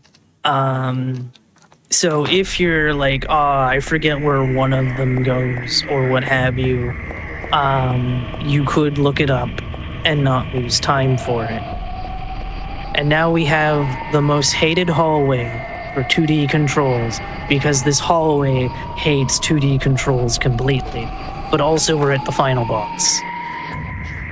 So Vincent goes, okay, Claudia, you need to be doomed. Heather, waste her. And Claudia's like, I'm gonna get rid of you now, Vincent. And then we take the Aglophidus, and then Heather does a thing. I'm trying to be as PG as possible, but she does a thing, and then Claudia goes, no, and then she does a thing, and then God is born. However, because it wasn't Heather, it is assumed that is why God does not have immortality. And so that's why we can kill it. So here we go. 1. Like I said, 12 to 14 shots, depending how you hit it. So 2, 3, and while I am killing it, Techie, would you like to tell the fine people where they can find you? I still stream tons of stuff, Silent Hill and other, at twitch.tv/UFO Techie, or just otter.gg. Heck yeah. You can also find Techie on the Blue Sky, which is also otter.something or other, if I recall correctly. Yeah. Yes, as we are, again, I have no idea what my health is at because it's a very light. Oh, and that's the run. Time. Hooray. We did the thing. Yes. Jeez. Thank you for having me. I stream pretty daily. I do a lot of speedruns.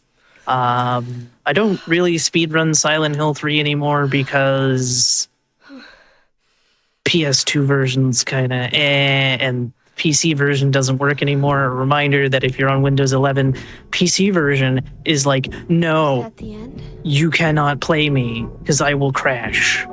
And it's very bad. You can also find me on Blue Sky at Abby's Corner. You can also see me here next Wednesday as I run Resident Evil 3 Nemesis, the original Resident Evil 3, on Out of the Box. So I'll be back next week, too. Yes, indeed. But thank you, Anarchy, for having us. I appreciate it. And, yeah.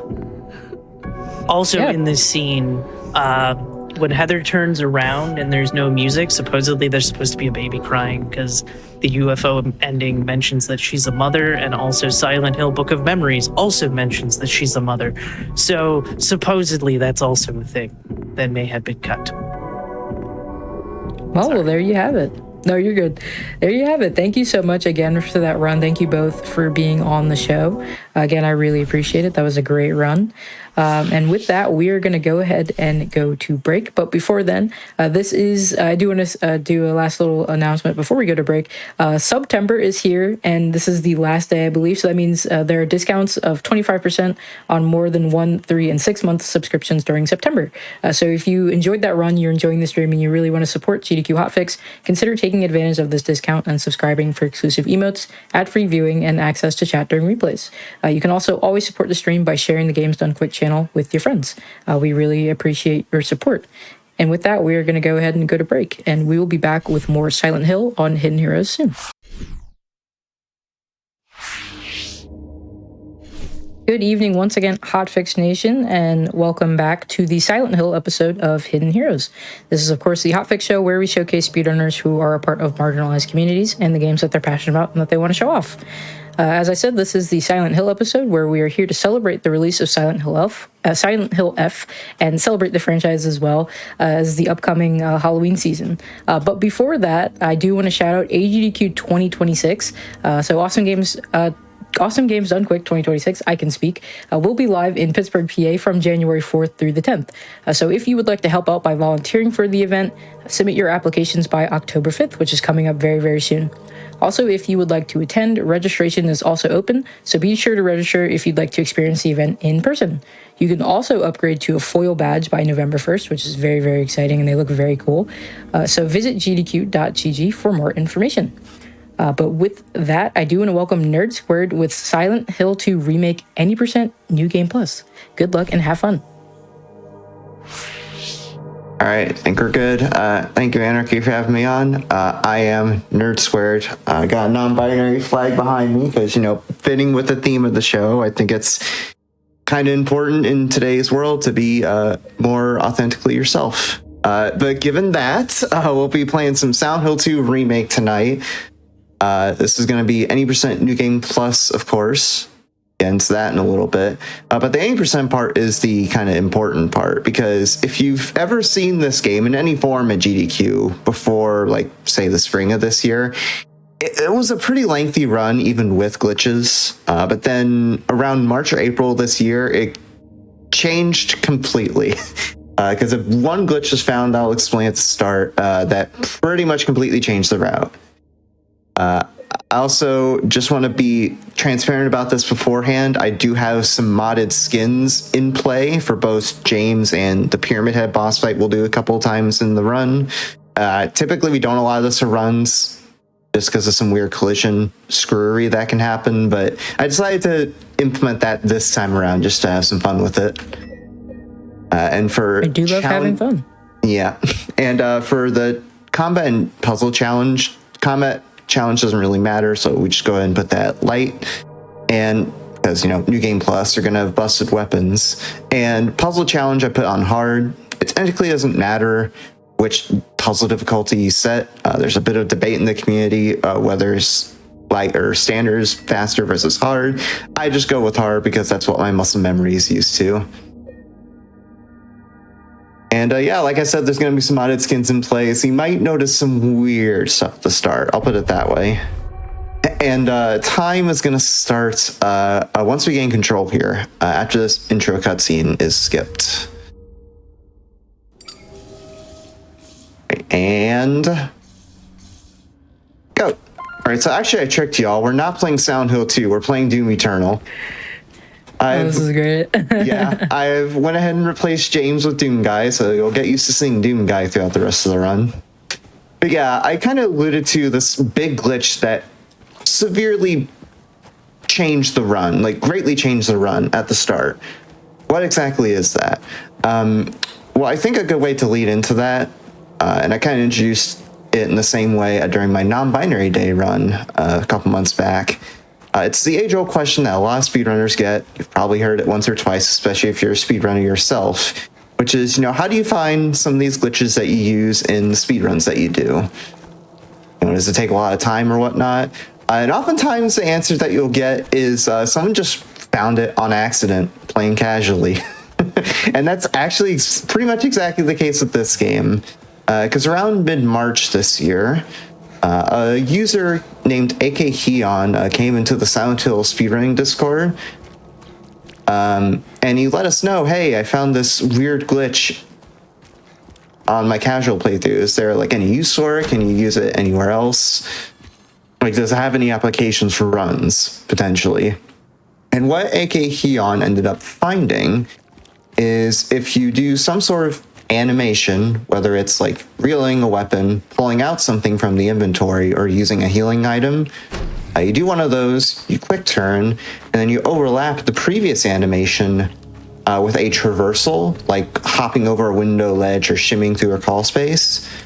You combine all of that, and you get into this state where you can like kind of move freely while that traversal animation is playing. And while you're in that state, which is what we decided to call breakouts, you, one, have no collision, so you don't have to worry about walls or anything like that. Also, we're going to grab the chainsaw right here. You don't have to worry about like wall collision or anything like that. And his height is fixed until the animation you're doing the breakout off of has completed. So you can don't have to worry about height, and you can just like skip anywhere you want, basically. So obviously with the glitch that powerful, that kind of opened the Pandora's box for us to break this game into pieces.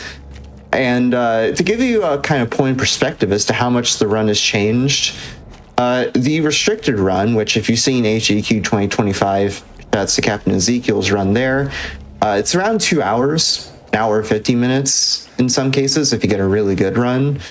We're going to try to beat it in just about half the time, because that's how much we're able to skip versus the restricted run, which is basically glitchless compared to now.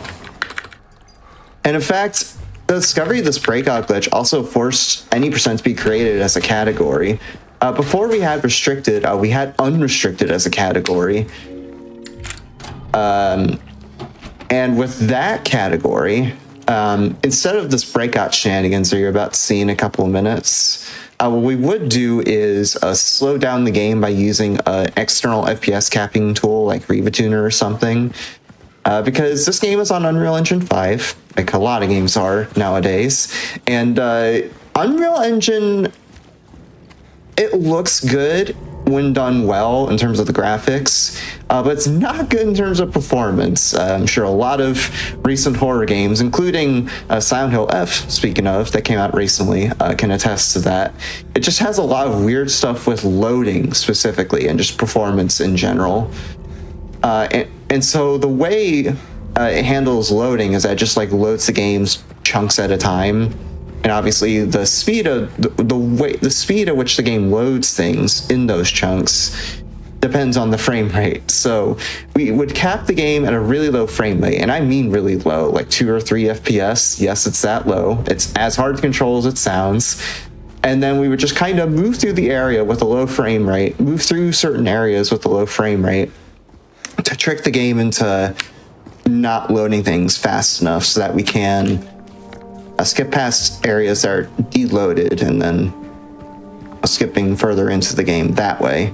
But we have breakouts at our disposal instead, which are kind of a double-edged sword because they are much easier than the unrestricted way of skipping things in this. But they do, unfortunately, have a bit of soft lock potential because while, like I said earlier, you have no collision while you're doing a breakout off of a traversal, but you do have collision back once that traversal ends. So if you do a breakout incorrectly, and this can happen for technically any breakout in the run, which is always fun, there's a chance you can just get stuck in a wall and not be able to recover. And because in certain sections, because of the amount of stuff that we skip, we don't get an autosave spot that we would otherwise. Speaking of which, we're going to have our first breakout coming up, because if you're familiar with the game, in this upcoming house, we would have to get the radio and the plank, and we'd also get our first enemy encounter. But we're going to skip having to do that with the breakout, hopefully anyway. I'm going to go into the inventory, pull out the chainsaw right here. I'm explaining this now because it's all really fast. I'm going to pull out the chainsaw right here, and then real quickly do a quick turn to interact with this crawl space and initiate a breakout from that. Oh, that's a good angle. So we'll just do some dodges up left once we trigger the breakout, and now we're over here, and we don't have to get the plank or the radio. That's so cool. Yeah, and there's a lot more where that came from, don't you worry. And what's kind of annoying about the breakouts is the angle. You kind of saw the angle I was kind of sliding at there when I started dodging. The angle you end up during the breakout is kind of dependent on when you cross interact with the traversal. So you kind of have to adjust on the fly to be able to accommodate it. Actually, bring out the map for this one.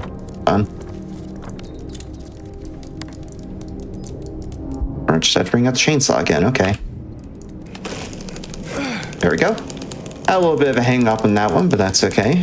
That one is actually a lot more significant than it looks, because it looks like, oh, you just skipped through one little fence. How much does that actually skip? Answer is quite a lot, because that skips a pretty lengthy kind of fetch quest. Not really a puzzle, but a fetch quest. Where you have to go across town, grabbing one half of a record, and then some glue to put the full record together. We put that in a record player in the Neely's bar, which is where we were just next to, and then we'd be able to grab a key to get to that gated area where I just was. But we get to skip that completely. Saves around, I'd say probably 4 to 5 minutes compared to doing that normally. Oh, wow. Yeah, it's pretty big, and that right to start is huge. So now we have that the key there that we just got for the apartments. Gonna go to the apartments proper. On the way there, though, take that little detour as you just saw. Of course, this is New Game Plus, and with New Game Plus, we have access to a couple of extra endings. And the fastest one for a speedrun is the dog ending. And we have to grab 2 parts of a dog paw-shaped key that we'll need for the end game once we get to the hotel. So just grab the first part of it right there. Technically, there is another ending we could go for called Bliss, which I believe is actually new for the remake. But it's just barely slower, so gonna go with dog ending. Hello? Now we're gonna go into the apartments for the first time. Of course, can't go through a Silent Hill game without picking up a flashlight, so we're gonna go ahead and pick that up. The mannequin that appears right there, but we're going to chainsaw him unless he does some schmooze on me. Hello? That can happen sometimes. The enemies in this game, but especially the mannequins, are very squirrely. We don't have to deal with it as much in this category, thankfully, anymore, just because of the amount of stuff that we skip, but it does come up as an annoyance point every now and then. So yeah, I'll be going through the apartments now. Got our flashlight so we can actually go places. And kind of true to a lot of survival horror games, but especially something in the format of Silent Hill, is each area kind of has a central puzzle you have to complete. And our objective here is to grab 3 coins. If you're familiar with the original game, we got the good old coin puzzle that we're going to do. We have to explore the apartments to find the coins. Apartments is actually pretty relatively glitch free as far as breakouts go. We can't do any huge skips with them, but there's a lot of minor ones that you can do just to skip a bit of running. We'll see that a bit later on in the apartments. Most of the areas in this game are also pretty long in general. They made this game significantly longer than the remake, and that trend has continued as well with Silent Hill F. If you played that game, you know. Yeah, we'll see how we can shorten that later on. For now, though, we have to go in here. We're going to grab a key so we can actually go explore more of the second floor. I'm also going to go in here. Grab this golden apple handle. Need that for a later puzzle. And this room and some other routes used to be a bit of an issue. Because in some other routes, we would actually grab the radio and the plank as intended. Of course, with that trick I did earlier with the breakout, we skipped doing that. And normally, with the radio, of course, it constantly hisses at you to let you know there's an enemy nearby. And when that happens, James, or I guess Doom Guy in this case, he pulls out his chainsaw. And right there, we were grabbing that apple. What would happen if I had the radio is James would just pull out his chainsaw, because there's I believe a lying figure is the name of that enemy in that hallway. And if you stand idle for too long, which you kind of have to do when he pulls out the chainsaw, when I'm going for that golden apple, he does an animation, or can do an animation, where he just raises the chainsaw above his head like he's trying to cosplay Leatherface or something. So by turning off the radio, or just not grabbing it in this case, we can avoid that completely. And even in the restricted round where you're not skipping as much and you actually grab the radio, you can actually go ahead and turn off the radio in the inventory, just so it isn't as much of an annoyance. We just grab the pistol right there. We're not going to really use it as a weapon except for one boss later, because the chainsaw is king. I'll explain that in a bit when we have some downtime. But it is useful for breakouts. As I mentioned earlier, there's a bunch of different animations in combination with the traversal that you can use to start breakouts, and weapon reloads are one of those. And the pistol is just pretty convenient for that. We don't ever bother grabbing the shotgun or marksman rifle in New Game Plus because they're not really useful. Yeah, I was meant to dodge right there to avoid that lying figure, but I just had a brain fart. Put the apple handle in. You could push that, that'd be great. Thank you, Doom Guy. All right, and then we'll go in the safe to get one of the 3 coins I mentioned, and also a key for a later room. But here's 13711. It's pretty easy to overshoot that, because the optimal way to go through that is to mash directions to get to the next number in the sequence. But thankfully we didn't have it happen there. And I mentioned earlier, that there's some small breakouts you can do to skip little bits of walking. We'll see the first example of that here. Because in that room I just kind of ran past, you're supposed to grab a key to get to the stairs, which you then use to get to the 3rd floor. But nah. Breakouts are faster. We'll just do a couple dodges to the left there to get to the stairs. Now let's get to the 3rd floor, where we're going to get the canned juice. I would normally do another breakout here to skip straight to the canned juice instead of doing this walking you're about to see. But I'm going to opt to not do it. Because during my non-binary People's Day run that I did... Oh, had a brain fart there. During my non-binary People's Day run, I messed up that breakout, soft locked, and lost 2 minutes because of it. So I don't trust it anymore. All right, and this one isn't super useful. It's just kind of funny because we can make James breakdance on the floor. Oh, that's awesome. Yeah, it also kind of does save time because it puts you right in front of the canned juice right there. So we'll drop the canned juice down that chute. That'll give us another coin. And you're supposed to go downstairs and meet Eddie for the first time. Shouts to Eddie. But we can do a breakout here, just get past him and go straight to the pool. It's actually kind of funny because we skip ever triggering him, so you can hear him puking in the background. Have our second coin right here, the snake coin. Thankfully, unlike the original, the solutions are relatively set, except for one puzzle we'll see later on that can be a bit of a pain point. Go into the courtyard, grab our third coin, the woman coin, I believe. There is a lying figure right here that can be an issue, but it looks like he slept on the job, so we're fine. Where near? Usually he's right next to this door when I go to the courtyard there. It's kind of weird. All right, now we'll do the coin puzzle. Yeah. So the coin puzzle right here. This is kind of an extended version of the coin puzzle from the original. Of course, I had the solution mapped out beforehand. Lock in.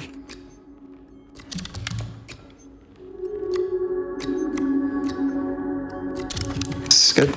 And we just select any of the 3 coins. Doesn't matter which one you pick.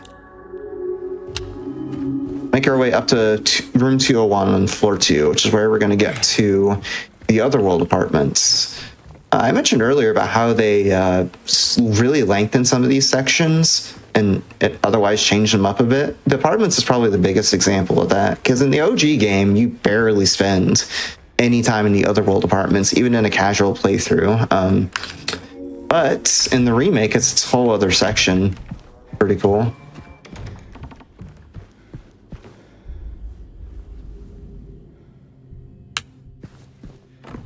Approach, let's go to the Otherworld apartments.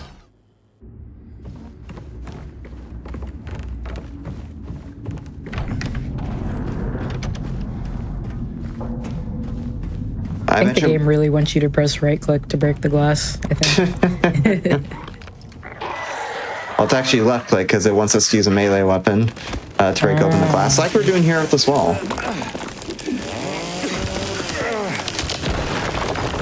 You do have to be kind of careful when you're breaking these walls, because if an enemy hits you while you're breaking those open, there's a chance you can just get stuck in place and not be able to, well, not stuck in place, but you won't be able to break open the wall any further. I haven't had it happen, but I have seen it happen. It's pretty rare, just gotta be wary of it. Anyways, the main puzzle of this section is going to be to put 3 hands in that clock you just saw me run past. First, I'm going to get rid of this guy. There is a bit of movement you can do to get past that guy without hitting him, or that mannequin without hitting him, but not confident in it, so I just opted to hit him instead. And we're supposed to go through some more hallways here. Get to room 306 to grab a key, or not to 306, but to a room here where we grab the key to room 306. But breakout's faster, so we'll just do that. What makes doing some of these breakouts particularly risky for some of the smaller time-saving ones is, as you saw right there with that one, I got a little autosave. You can kind of see the save icon in the bottom right there when I landed in that room. Certain animations that you can do breakouts off of give you an autosave when they finish. That can be particularly disastrous if you fail those, but that one went okay. Do a few breakouts here to get me next to the valve without having to run through the room. Perfect, that put me right in the kitchen. And what's convenient about doing that one, not only does it cut out a bit of movement, it also prevents a mannequin and lying figure from spawning. That can be an issue as you're trying to grab that valve. And that alternate path I kind of took backwards from the intended route, so it also avoids spawning a mannequin here in this hallway as well, which in a restricted run or some other categories can be kind of a pain point, but obviously you don't have to worry about that. We'll turn this valve a couple times, and that will let us get the first of the 3 clock hands, the hour hands.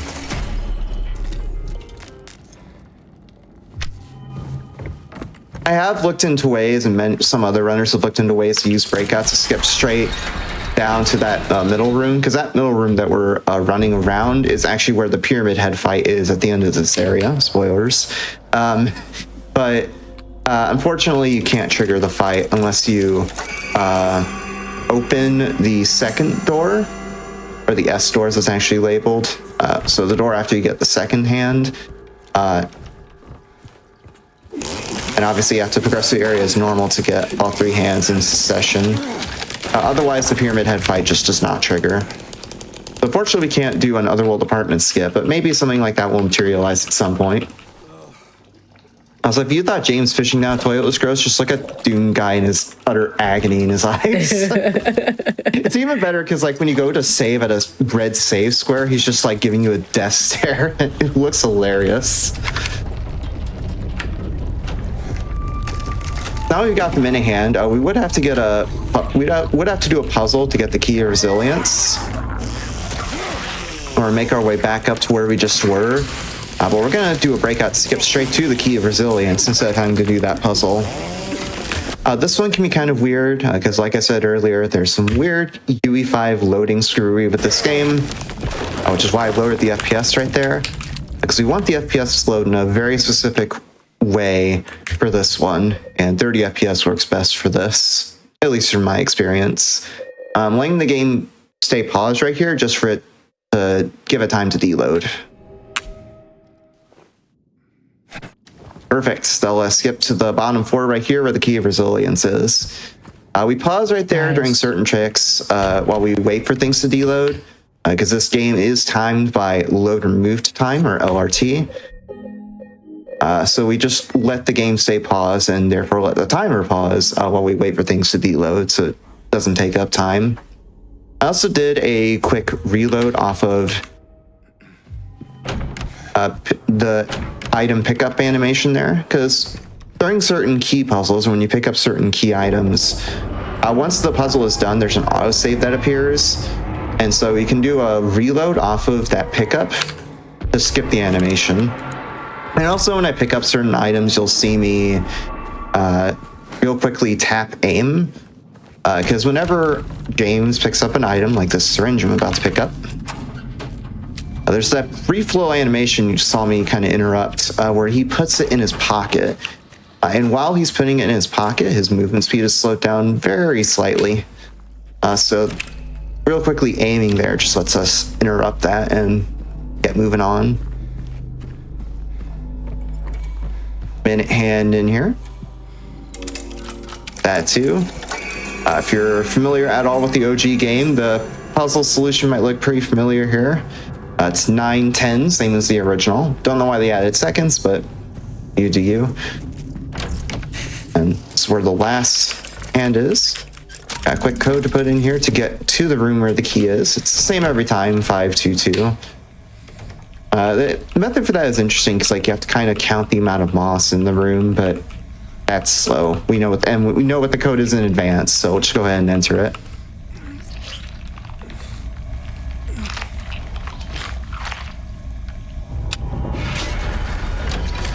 So Pyramid Head's just stumping around being creepy. Don't mind him.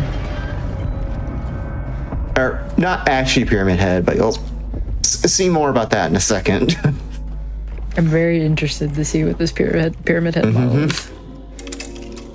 If you're at all familiar with horror game mods, you might be able to pick up on what's about to happen.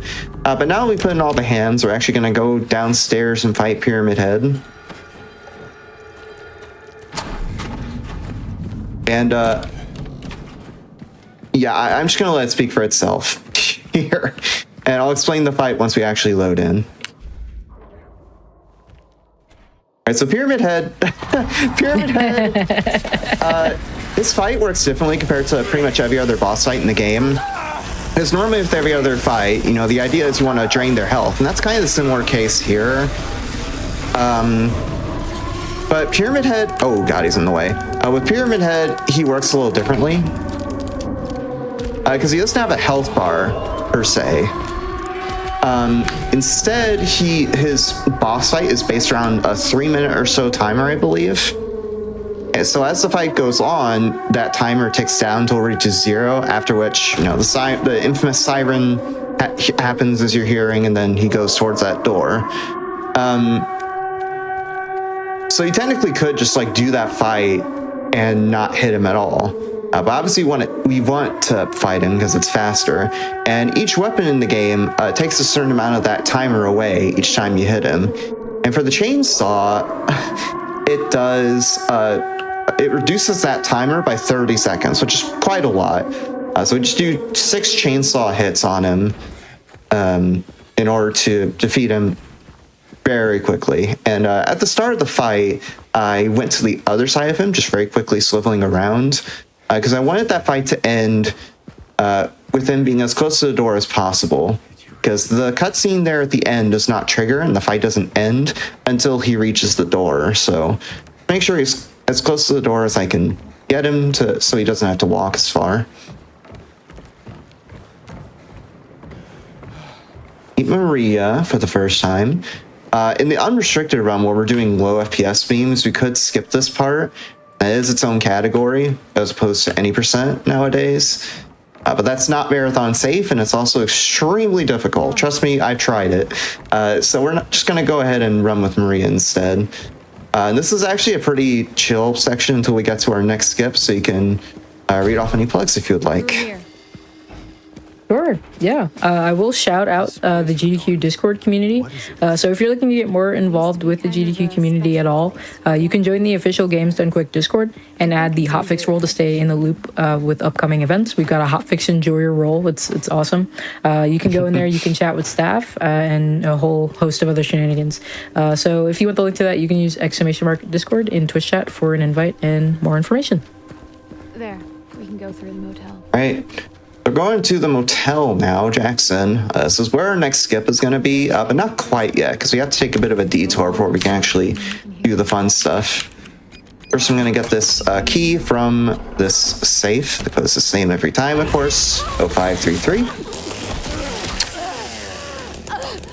If I was on New Game, like doing a New Game run, all this dog ending shenanigans, I could just do the skip right away, but I have to take another detour here. Like somewhere at the start where I had to go out of my way to grab the first part of the dog key, I have to grab the second part of the dog key here. And I have to grab both parts of the dog key, obviously, to form the full dog key at the end before I can do the next skip. And this next skip, you normally have to do a quick sequence after grabbing the second part of the dog key where you get chased by enemies through the fog. I love her. And then you meet up with Maria at Heaven's Night. But we're going to do some out of bounds, like first real out of bounds shenanigans with the, well, I guess not first real out of bounds because we had the Key of Resilience skip. But it's the first real cool looking out of bounds, I would say. Because going to do some interesting setup for this one, which looks kind of interesting. Because you saw me do a bunch of quick turns and stuff to initiate the breakouts. But there's something we can do to make them a bit easier. In some cases possible, was something I like to call map tech. It's not technically what it's called, I just like to call it map tech. Because while you're in the breakout, you can actually kind of interrupt it by pulling out an item from the inventory. I didn't quite get it there. I nixed out of that. You can kind of interrupt the breakout by pulling out an item from the inventory. So I'm going to combine both parts of the dog key here. And when James is in this state where you're in a breakout and you have an item out, whenever you interact with a traversal at any angle, it doesn't matter where, except of course if the interact's off screen or on screen, it'll give you a breakout right away instead of having to do all the quick turn shenanigans I was doing. Oh crap, I didn't quite get that one. That's fine. What I'm trying to do is flip into this shed that's off to the right. The setup for this breakout in particular is pretty tight. Get a block in here. Oh my gosh, shoot, I keep dodging backwards in accident. It's so annoying. It's all good. Yeah. I did give myself a bit of a tight estimate because practice is going actually really good, but we'll turn out okay. There we go. That's what was intended to happen. So I'll clip into the shelf or roof of this shed. And I aim there just to fully clip in. Pause very briefly just to let the world deload. And where we're going to try to go with this is the garden right after Heaven's Night. Might be able to see this, I guess, stone stub sticking out of the ground pretty soon. Yeah, right there. Stay just to the left of it. Actually, I think it might be the top of a pipe. Whatever. We just use that as a landmark, and that'll let us get into the garden as it pops in. So we don't have to talk with Maria at Heaven's Night at all. And it has a kind of funny side effect, because obviously Maria's supposed to be following you throughout most of this section. But because we didn't properly trigger her, she just doesn't exist anymore. So we'll go into this cutscene where we're hopping into the theater, and it looks like James is just talking to nothing. Maybe you better wait here. And the death stare from Doom Guy makes it so much better.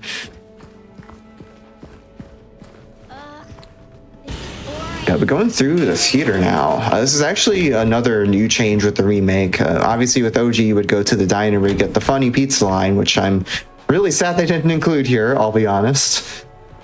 But the theater is still pretty cool. And the main characters outside of James are pretty cool in the remake as well. Like, they characterized Eddie and Angela in particular really well.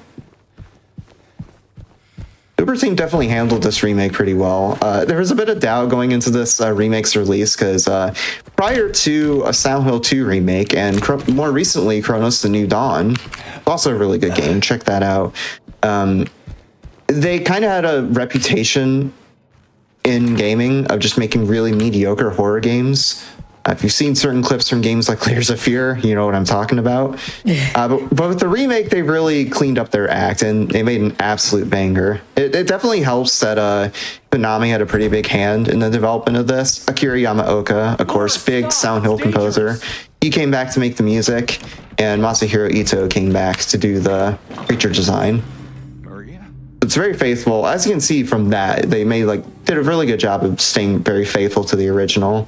There's even like little landmarks throughout the game that serve as like nods to locations from OG. So now we go into the hospital, James, look. which is probably one of the most broken areas in the run just because of how short it is with the breakout tech. In a restricted run, for perspective, I think this area takes like 20-30 minutes. And in the any percent or even unrestricted run before this, it takes around 3 to 5. Oh, wow. Yeah. And we're going to get into the glitch screwery right away because we're going to do a breakout here, utilizing the map tech that I did before. To get to this wall. Not sure. Or not, because I'm stuck. That's fine, though, because we got a checkpoint right there in front of the hospital. Loki had a minor heart attack, but it's okay. Yeah, it would have been way worse if I got stuck earlier than that, because before that point, the last autosave spot I got, I was at the pier where I met Maria. So it would have been a huge loss if we missed any tricks before that, but we're fine now. So let's actually do it properly this time. I was just a bit too far right last time, I think. What was that? Not sure. There we go, got it that time. Nice. So that doesn't look like much because we just skipped through one wall, but that skips a pretty lengthy sequence, actually, where we'd have to turn on the power in the basement. Which is a big pain point for restricted, and it was at one point for unrestricted when we actually did that area, but we don't have to worry about that now. And we have another one coming up right after that. But this is more than just a breakout. In fact, it pretty much takes the concept of a breakout and flips it on its head into a really crazy sequence. So I'm going to do a few breakouts to the left right here. I'm going to pause and let the area deload while I change FPS right there. Because by letting the area deload while you're out of balance like that, now we're in the airwalk state. Yes, this game has airwalks too, somehow. And while we're in this airwalk state, of course, we can walk through pretty much any wall. But interactions with like items in the environment are a little broken. So we're actually going to have to do a quick bit of pausing right here to let things deload. We're going to wait for about 10-15 seconds right there after everything deloads, and that'll make the interaction prompt come back in so we can grab this key for a puzzle. It also looks kind of funny because when we unpause here, since the area is deloaded, Maria just falls into the abyss. There she goes.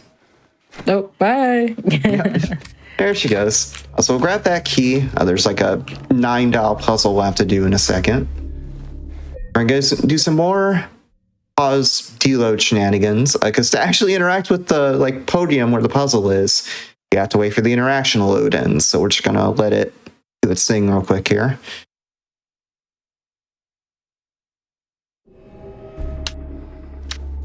There we go.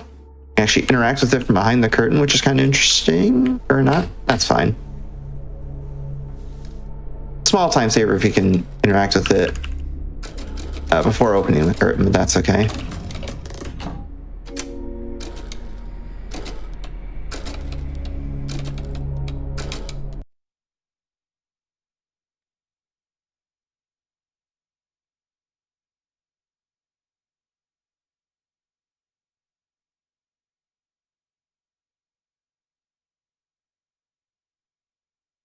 Another checkpoint reload just to get out of that examine animation, or grab animation rather, a bit early. So that just gave us the key to the rooftop, so we can go to the roof. Skip's having to do this pretty lengthy puzzle where you grab a few bracelets to unlock the door. I grab that key.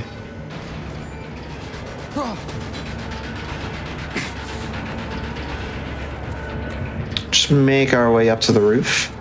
In the unrestricted run, there's a way you can actually get straight up to the roof and even straight to Flesh Lips, which is going to be our next boss, without doing this whole hullabaloo where I did that outbounds airwalk. But it's very difficult and obviously not allowed for this category, so just not going to do it. Also, there's Thomas the Tank Engine jump scare again. Oh, hey. Don't know how he had the hands to grab us, but minor details. So we'll be going over to fight Flesh Lips now. The chainsaw is a very powerful weapon, so we're able to kill most bosses in around 4 to 5 hits, 6 hits in the case of Pyramid Head. That's what we're going to do here. I'm going to do some quick loading shenanigans here. I'm going to change the FPS to 60 and then reload the autosave that was created at the start of the fight. This makes Flesh Lips appear a bit nicer here, hopefully.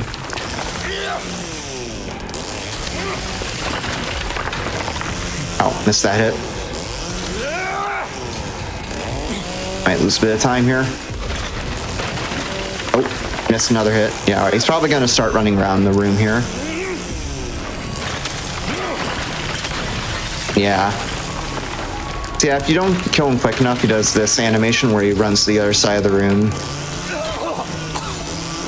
That's fine, we killed him. Yeah, chainsaw, as you can see, very powerful. We can kill him in just 4 or 5 hits there. The reason I reloaded is because, like I said, it makes him behave a bit nicer. Because Flesh Lips' whole gimmick, as you kind of saw there, is he periodically goes above the ceiling. And by reloading and turning the game down to 60 FPS, it makes him so he comes down a bit more often. Otherwise, that fight can be not quite RNG, but a little bit of a spaghetti fest. Yeah. And kind of similar scenario with the Otherworld Hospital, with having to do pretty lengthy puzzles. But as you might be able to suss out, there's another breakout we can do here. I am going to do a bit of a safety save here just to avoid some soft lock potential. Because if I get a slightly wrong angle with this one, I can get stuck in an entirely separate room in the hospital that I don't really have a way of getting out of.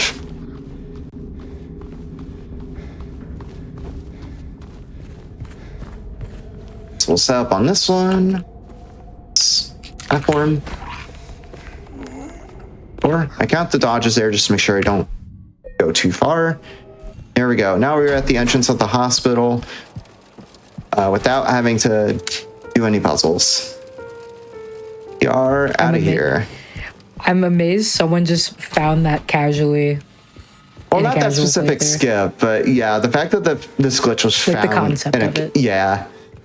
Yeah, and that's actually so much easier than the low FPS memes version. Because the low FPS memes version is you have to go at 3 FPS up some stairs, which is as hard as it sounds to do, much more so than just normal movement.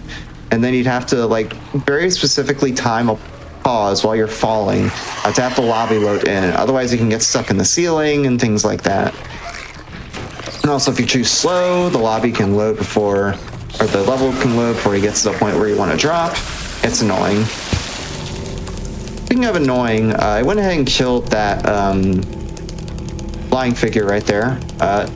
Not because it's strictly necessary, just because I don't trust him. Because in cases where I have killed him, in the past actually he's behaved pretty well, but in the past few months and runs, ever since the summer I think, when I de-rusted for that non-binary day run, he's killed me when or hit me when I go through that traversal, so I just go ahead and kill him there with the chainsaw. Because the chainsaw, in addition to 4 to 5 hitting bosses, it also one-shots pretty much every enemy, so go for taking care of enemies if they get in the way. I also did a small movement trick right there. Very briefly, when I was in that alleyway, I let go of run for like a split second, and that makes it so that the mannequin that was running around there hides under the table instead of aggroing onto you. Speaking of mannequins, there's a quick mannequin dodge right here.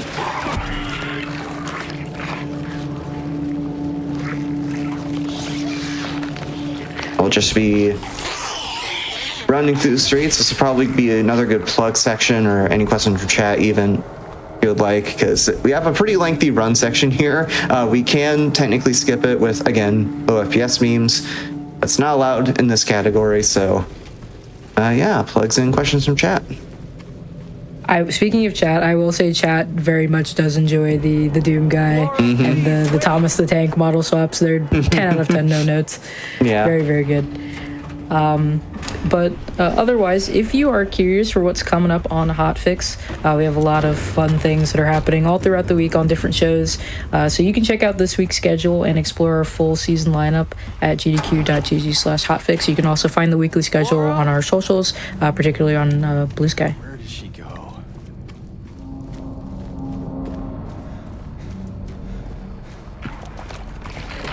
Also, I'll take the time to plug September. I believe this is the last day of September. So that means discounted rates of 25% or more on subscriptions that are 1, 3, and 6 months in length during the months of September. So if you're enjoying the stream, if you want to support GDQ, especially Hotfix, consider taking advantage of this discount and subscribing for exclusive emotes, ad-free viewing, and access to the chat during replays. You can also always support the stream by sharing the Games Done Quick channel with your friends. We really appreciate your support, and it goes quite a long way. Yeah, I had a very near oopsie when I was in the part just there, because I was trying to use the scroll wheel to get a pretty quick interaction with that traversal as I was leaving the bar, but I accidentally pressed left click and used my chainsaw instead. And yes, you can actually bind things to scroll wheel in this game. I do that for interact, just to get some of the tighter breakouts, like the 2 I did at the start, just to get them in a tight enough window. Squeeze real quick there. Just get past that, or through that bar that I'm having to dodge. We'll get the wrench right here, and later we'll get the key to the Historical Society, which is the next area we're going to go to. This is actually a bit of a different placement from where they are in the OG, because I believe the wrench you just grab it in the park, and then the Historical Society key, it's similar. They're just like, I think right next to each other. I might be wrong on that. Yeah, we'll make sure to grab it there. There is one run for like a past online marathon, not GDQ related, but a different marathon, where I forgot to grab that wrench, so we'll make sure to grab it there. Yeah. It was so funny too, because I went up to the store trying to open it with the wrench, and then I repeatedly like tried to use the dog key, and I was like, wait, I don't have the wrench. Oops. We do a little bit of trolling here. It happens. Speaking of trolling, we're going to see mandarins for technically a second time. We saw them a bit earlier. These aren't actually real mannequins, by the way. They're just fake. They don't actually do anything. But we will see them later in the run, because there's like one kind of sort of fight we'll have to do with them in the end game at the hotel.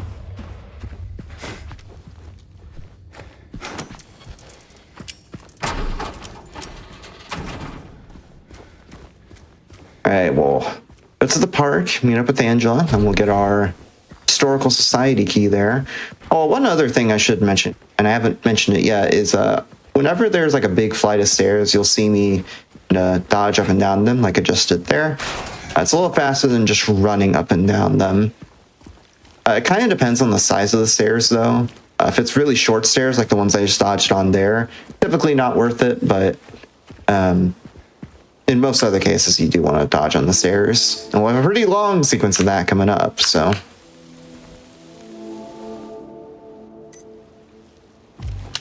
Grab the key there.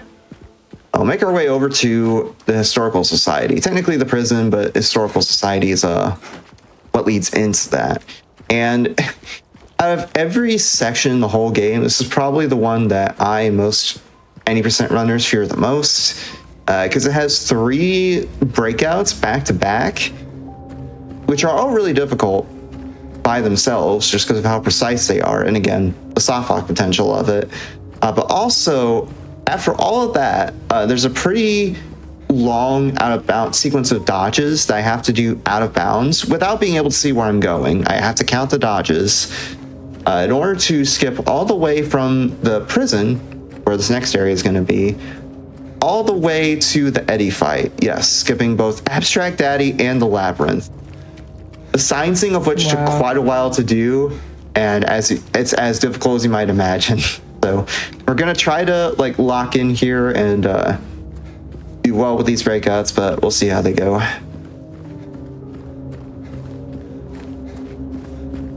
I believe. Yeah. Like I said, practice has been going pretty well. In fact, I ended up getting a 7-second PB the other day, which unfortunately we're not on pace for that now, but we'll see how close to estimate we get.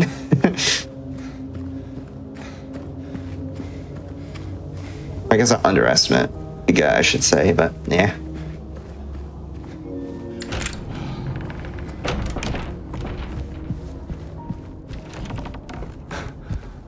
About that long staircase, we'll see that right here, and do a bunch of dodges.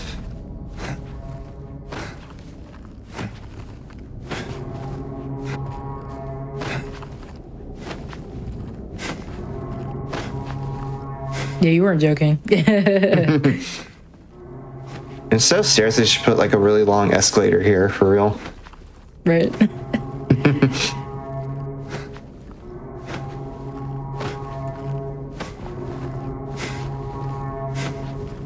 Speaking of dodge tech, related tech, there is actually some movement tech you can do where you can combine the dodges with using or swinging a melee weapon. Not quite with the chainsaw, but like a new game where you have like the pipe and the plank. You can do it there. It's not really worth it for New Game Plus because it only saves 20 seconds or so across the whole run for like a 2-hour run in the case of restricted. And in New Game Plus, since we use the chainsaw for most of our combat, we'd constantly have to go into the menu, unequip the chainsaw and equip the pipe or the plank, and use that to do the dash tech. So it just wastes time and basically barely save any time. It is useful for New Game Plus though, where you don't switch melee weapons.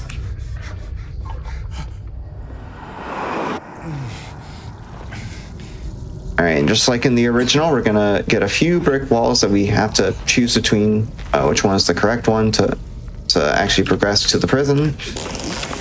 And it's always the same every time. It's this first one on the right. All right, now we'll be doing probably the most infamous room in both this and the original, the bug room. There's a 3-digit code that can contain any combination of 2, 3, and 9. And it's completely random, so I have to guess it on the fly. Or not. Okay. Got that first try. Nice. Yeah, so like I said, it's a 3-digit code, any combination of 2, 3, and 9. So there's like 9, or no, it's 6 actually. 6 different possible combinations for that. And I got on literally the very first one, which is the best RNG you can get. Nice. Yeah, and thankfully that's the only point of RNG in the run with the amount of stuff we can skip now. We would have to do the good old noose or arsonist puzzle. We were doing restricted, but obviously we're not.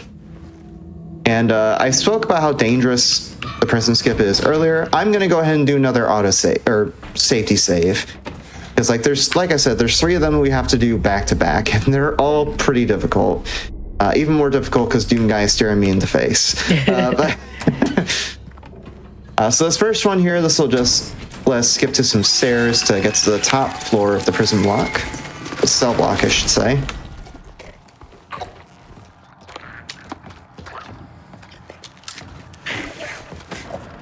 That looked fishy, but I think we'll get it, maybe.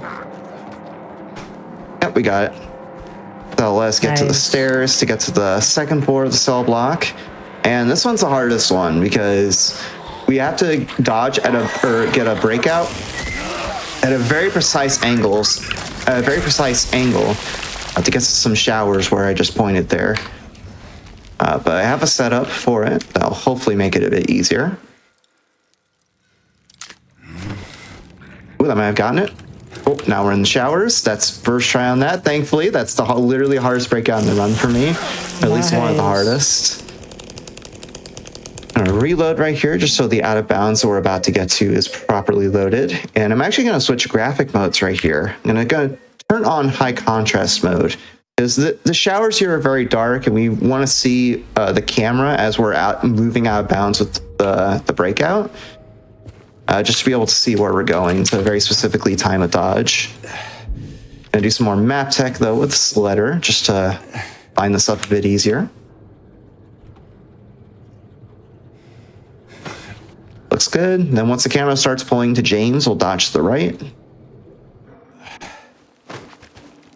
There we go.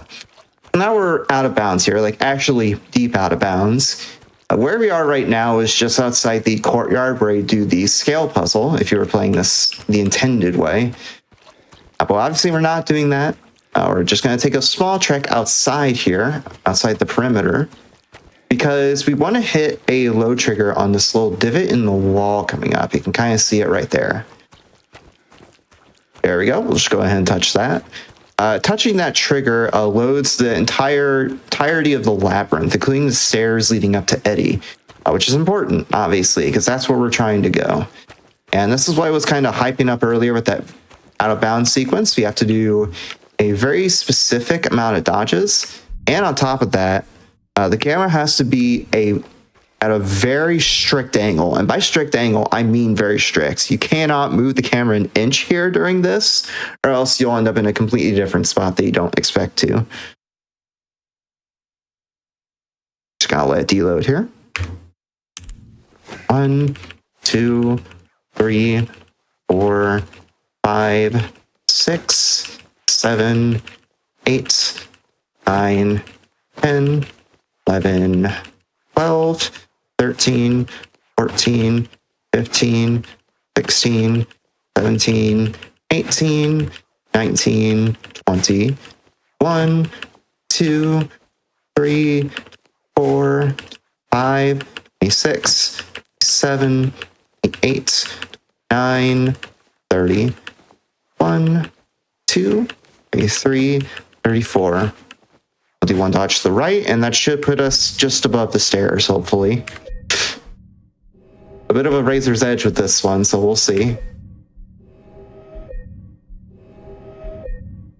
Ooh, yes, we're in, all right. Nice. So that just put us on the stairs right before Eddie, skips all of the prison, the abstract daddy fight, and all of the labyrinths, so we can go right to the Eddie fight. That's crazy. Wow. Yeah, you want to guess how much that skip saves? 28 minutes. It's the biggest skip in the game by far. And as you saw there with how precise it is, it can take a lot of practice to get right. So when I tell you the pop-off I had when I got that successfully for the first time, it was a time. Yeah, that's awesome. Yeah. I'm going to do some more graphics style switching here. I'm going to turn off high contrast mode because I don't need it. And I switched over to outline plus posterize, which gives me kind of a cell shading like style. And by switching to that mode, it gets rid of all the fog, so I can see Eddie easier in this meat locker here. So Eddie is pretty simple as far as combat goes because he takes one chainsaw hit and one pistol hit in each of his phases. It's pretty fast.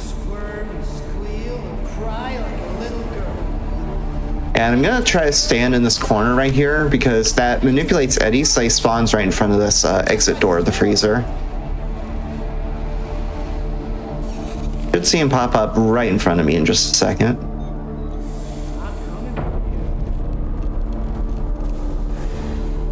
There he goes. Run right up to him. It's a chainsaw, get 2 quick hits in. And this last phase is a bit harder because the meat bags start moving around to block your way.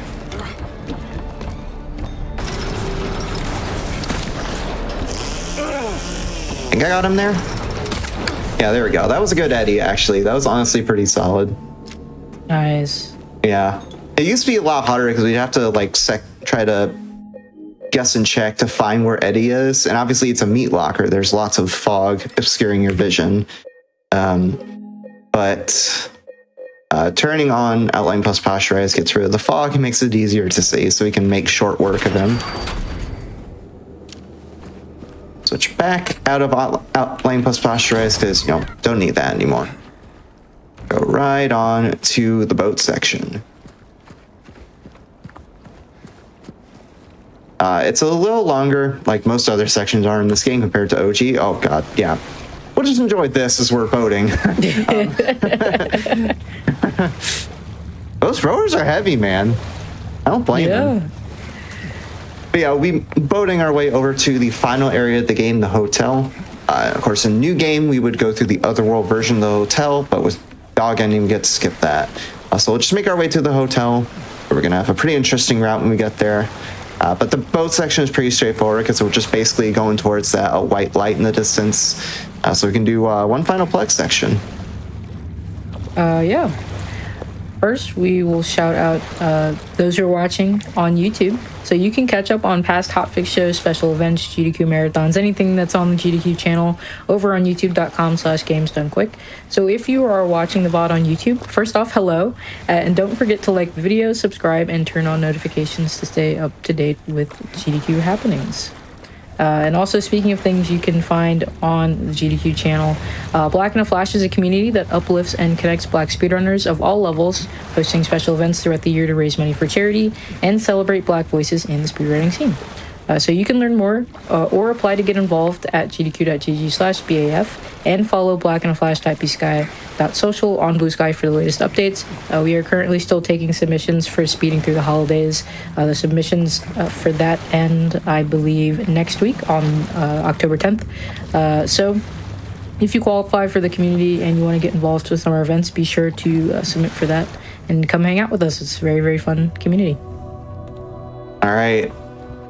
Perfect timing. Now we're at the hotel, and this, out of every section in the game, besides I guess the prison, has had probably the most route revisions out of any area in the game, especially after even with breakouts coming into play. There's just lots of different ways you can kind of mix and match breakouts with these routes, even with some easier, more consistent methods that work for you to stitch together a full run. And of course, hotel is a good example of that.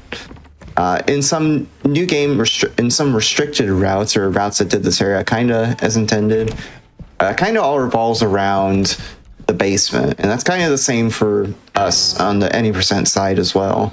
Because there is, this area's central puzzle, 3 figurines we have to grab and put them in a music box. Again, kind of like the OG Silent Hill 2.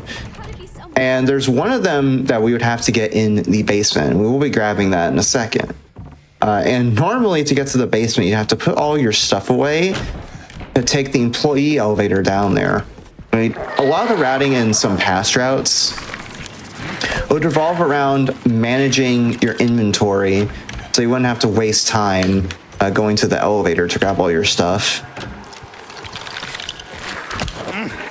Okay, the mannequin got my way, very rude. But with the possibility that breakouts allow for the routing, it opened up the routing for hotel a lot more. And the route you'll see me do here is kind of the most recent iteration of that. Shout out to Nieto. I saw it in his runs and pretty much copied it from there. The first order of business are going to go to floor 2 here, to the sunrise wing part of the floor. A lot of the routing here, besides routing the breakouts, is just routing where to grab all of these figurines and puzzle items you need. Just make it as efficient as possible. Grab this key here. I did not mean to reload. Okay, thank you, mannequin. Thanks for that. I was a little slow there because I accidentally reloaded my gun, so I was trying to shoot it just like that so I can reload again for some breakouts later, but I was a bit too slow there and the mannequin yoinked me.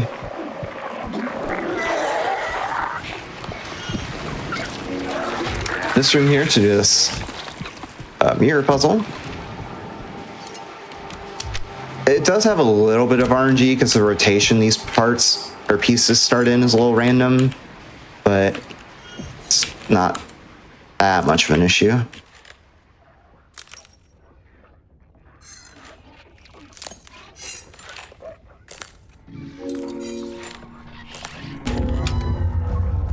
Just that puzzle, let's get a mannequin here.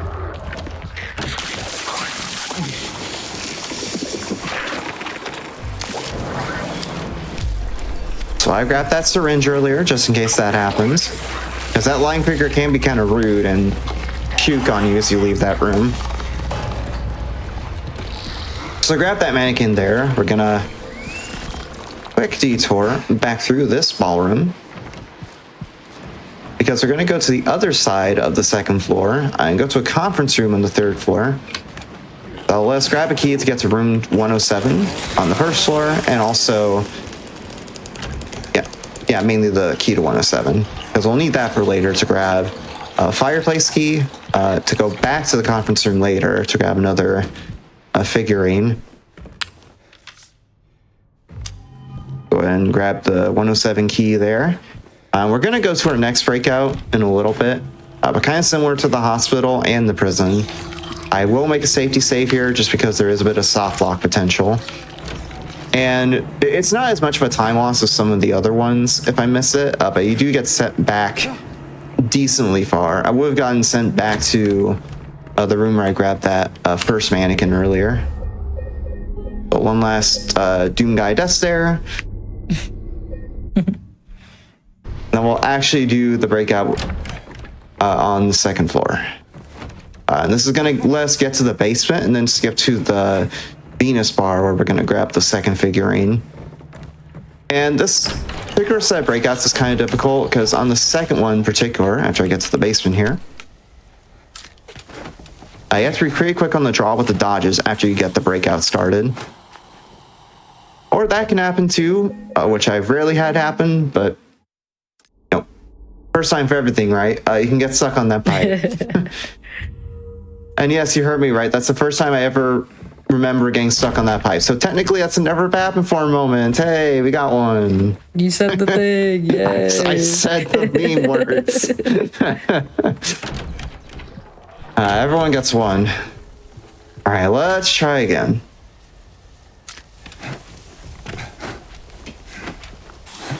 I think I just dodged out of the way too late is what happened. All right, let's see here. Okay, apparently that wasn't far enough. All right. Like I said, that second one is tricky. You can get stuck on it if you're not careful. Because like I said, you have to be pretty quick on the draw for the dodges for that one.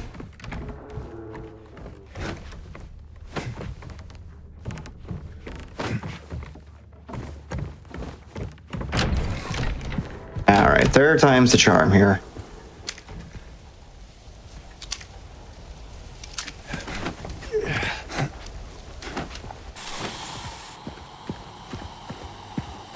Okay, let's see.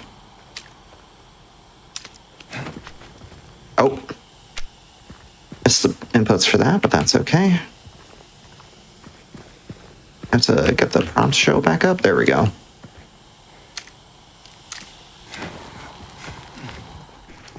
There we go. Like I said, third time's the charm. So let's skip into the bar here and get this second to last mannequin, that mermaid figurine there.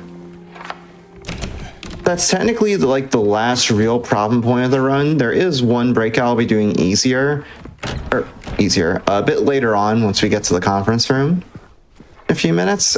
It's not, like I said, it's not as difficult, but it's difficult for a different reason. You'll see when we get there.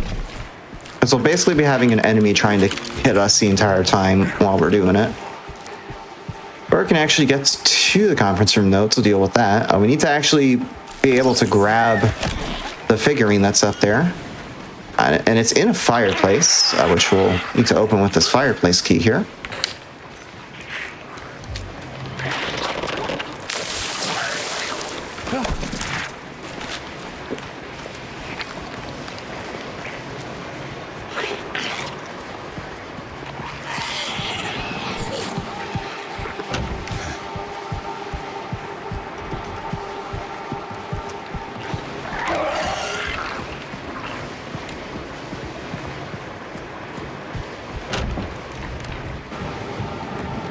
All right, making our way up to floor 3 technically, because the conference room floor 3.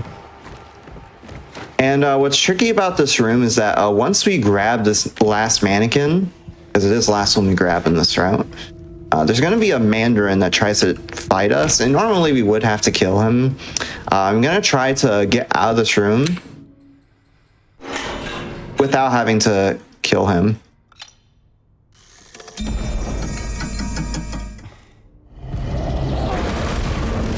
So I'm going to go over here and push the shelf over.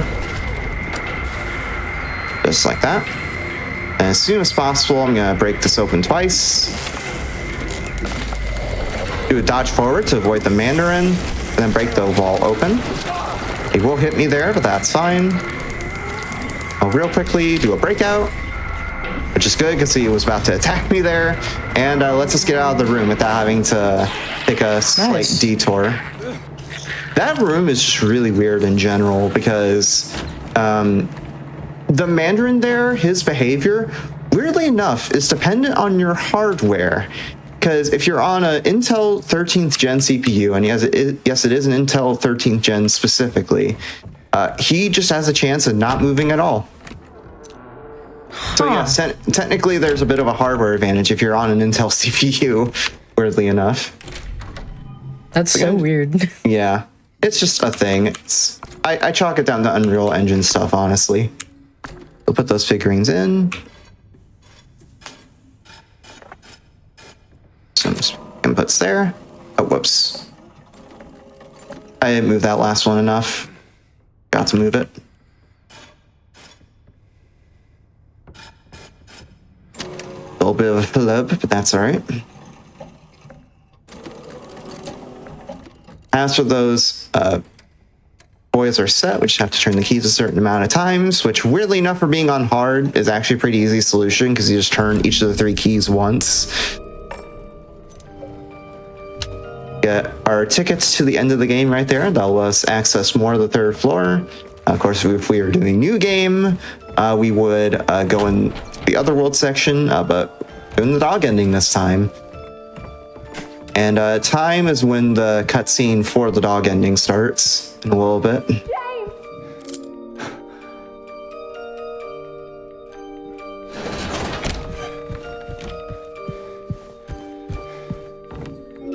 And time. GG's. Yeah. Had a bit of a hang up with some of the breakouts, causing problems, especially the hotel, but honestly went pretty solid. Also, this cutscene is just great with the Doom Guy skin. But I don't know if we have time. I just want to go ahead and let it play out in full and let it speak for itself because it just looks ridiculous. Also, good doggo. Yep.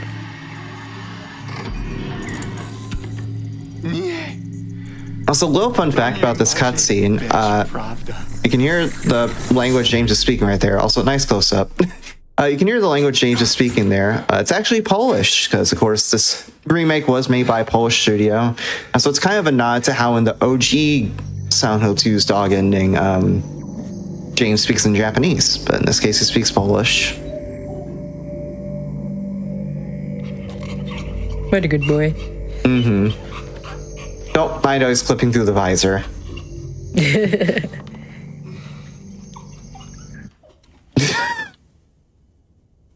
That close up at the end just gets me. It's the death stare. Always the death stare. Amazing. Yeah. With that, do you have any shout outs? Or where can people find you? Yeah, for shout outs, I just want to shout out the Silent Hill speedrun community. In particular, Nyedel and Savitru, who are kind of two of the high level runners of this game. Me and Nyedel are actually submitting this game to GDQ, both with New Game Plus, and I think Nyedel is submitting New Game as well. So hopefully one of us gets it in, because like it would be absolutely sick to run this with all the changes that have come to the run.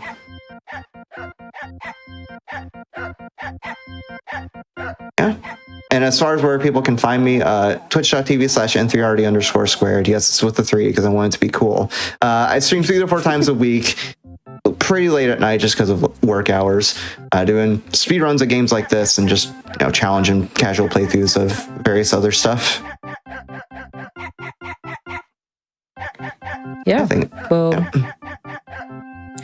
GG's for that amazing run. That was really good. I'm absolutely amazed to see that game busted open like that. That was amazing. But GG's again.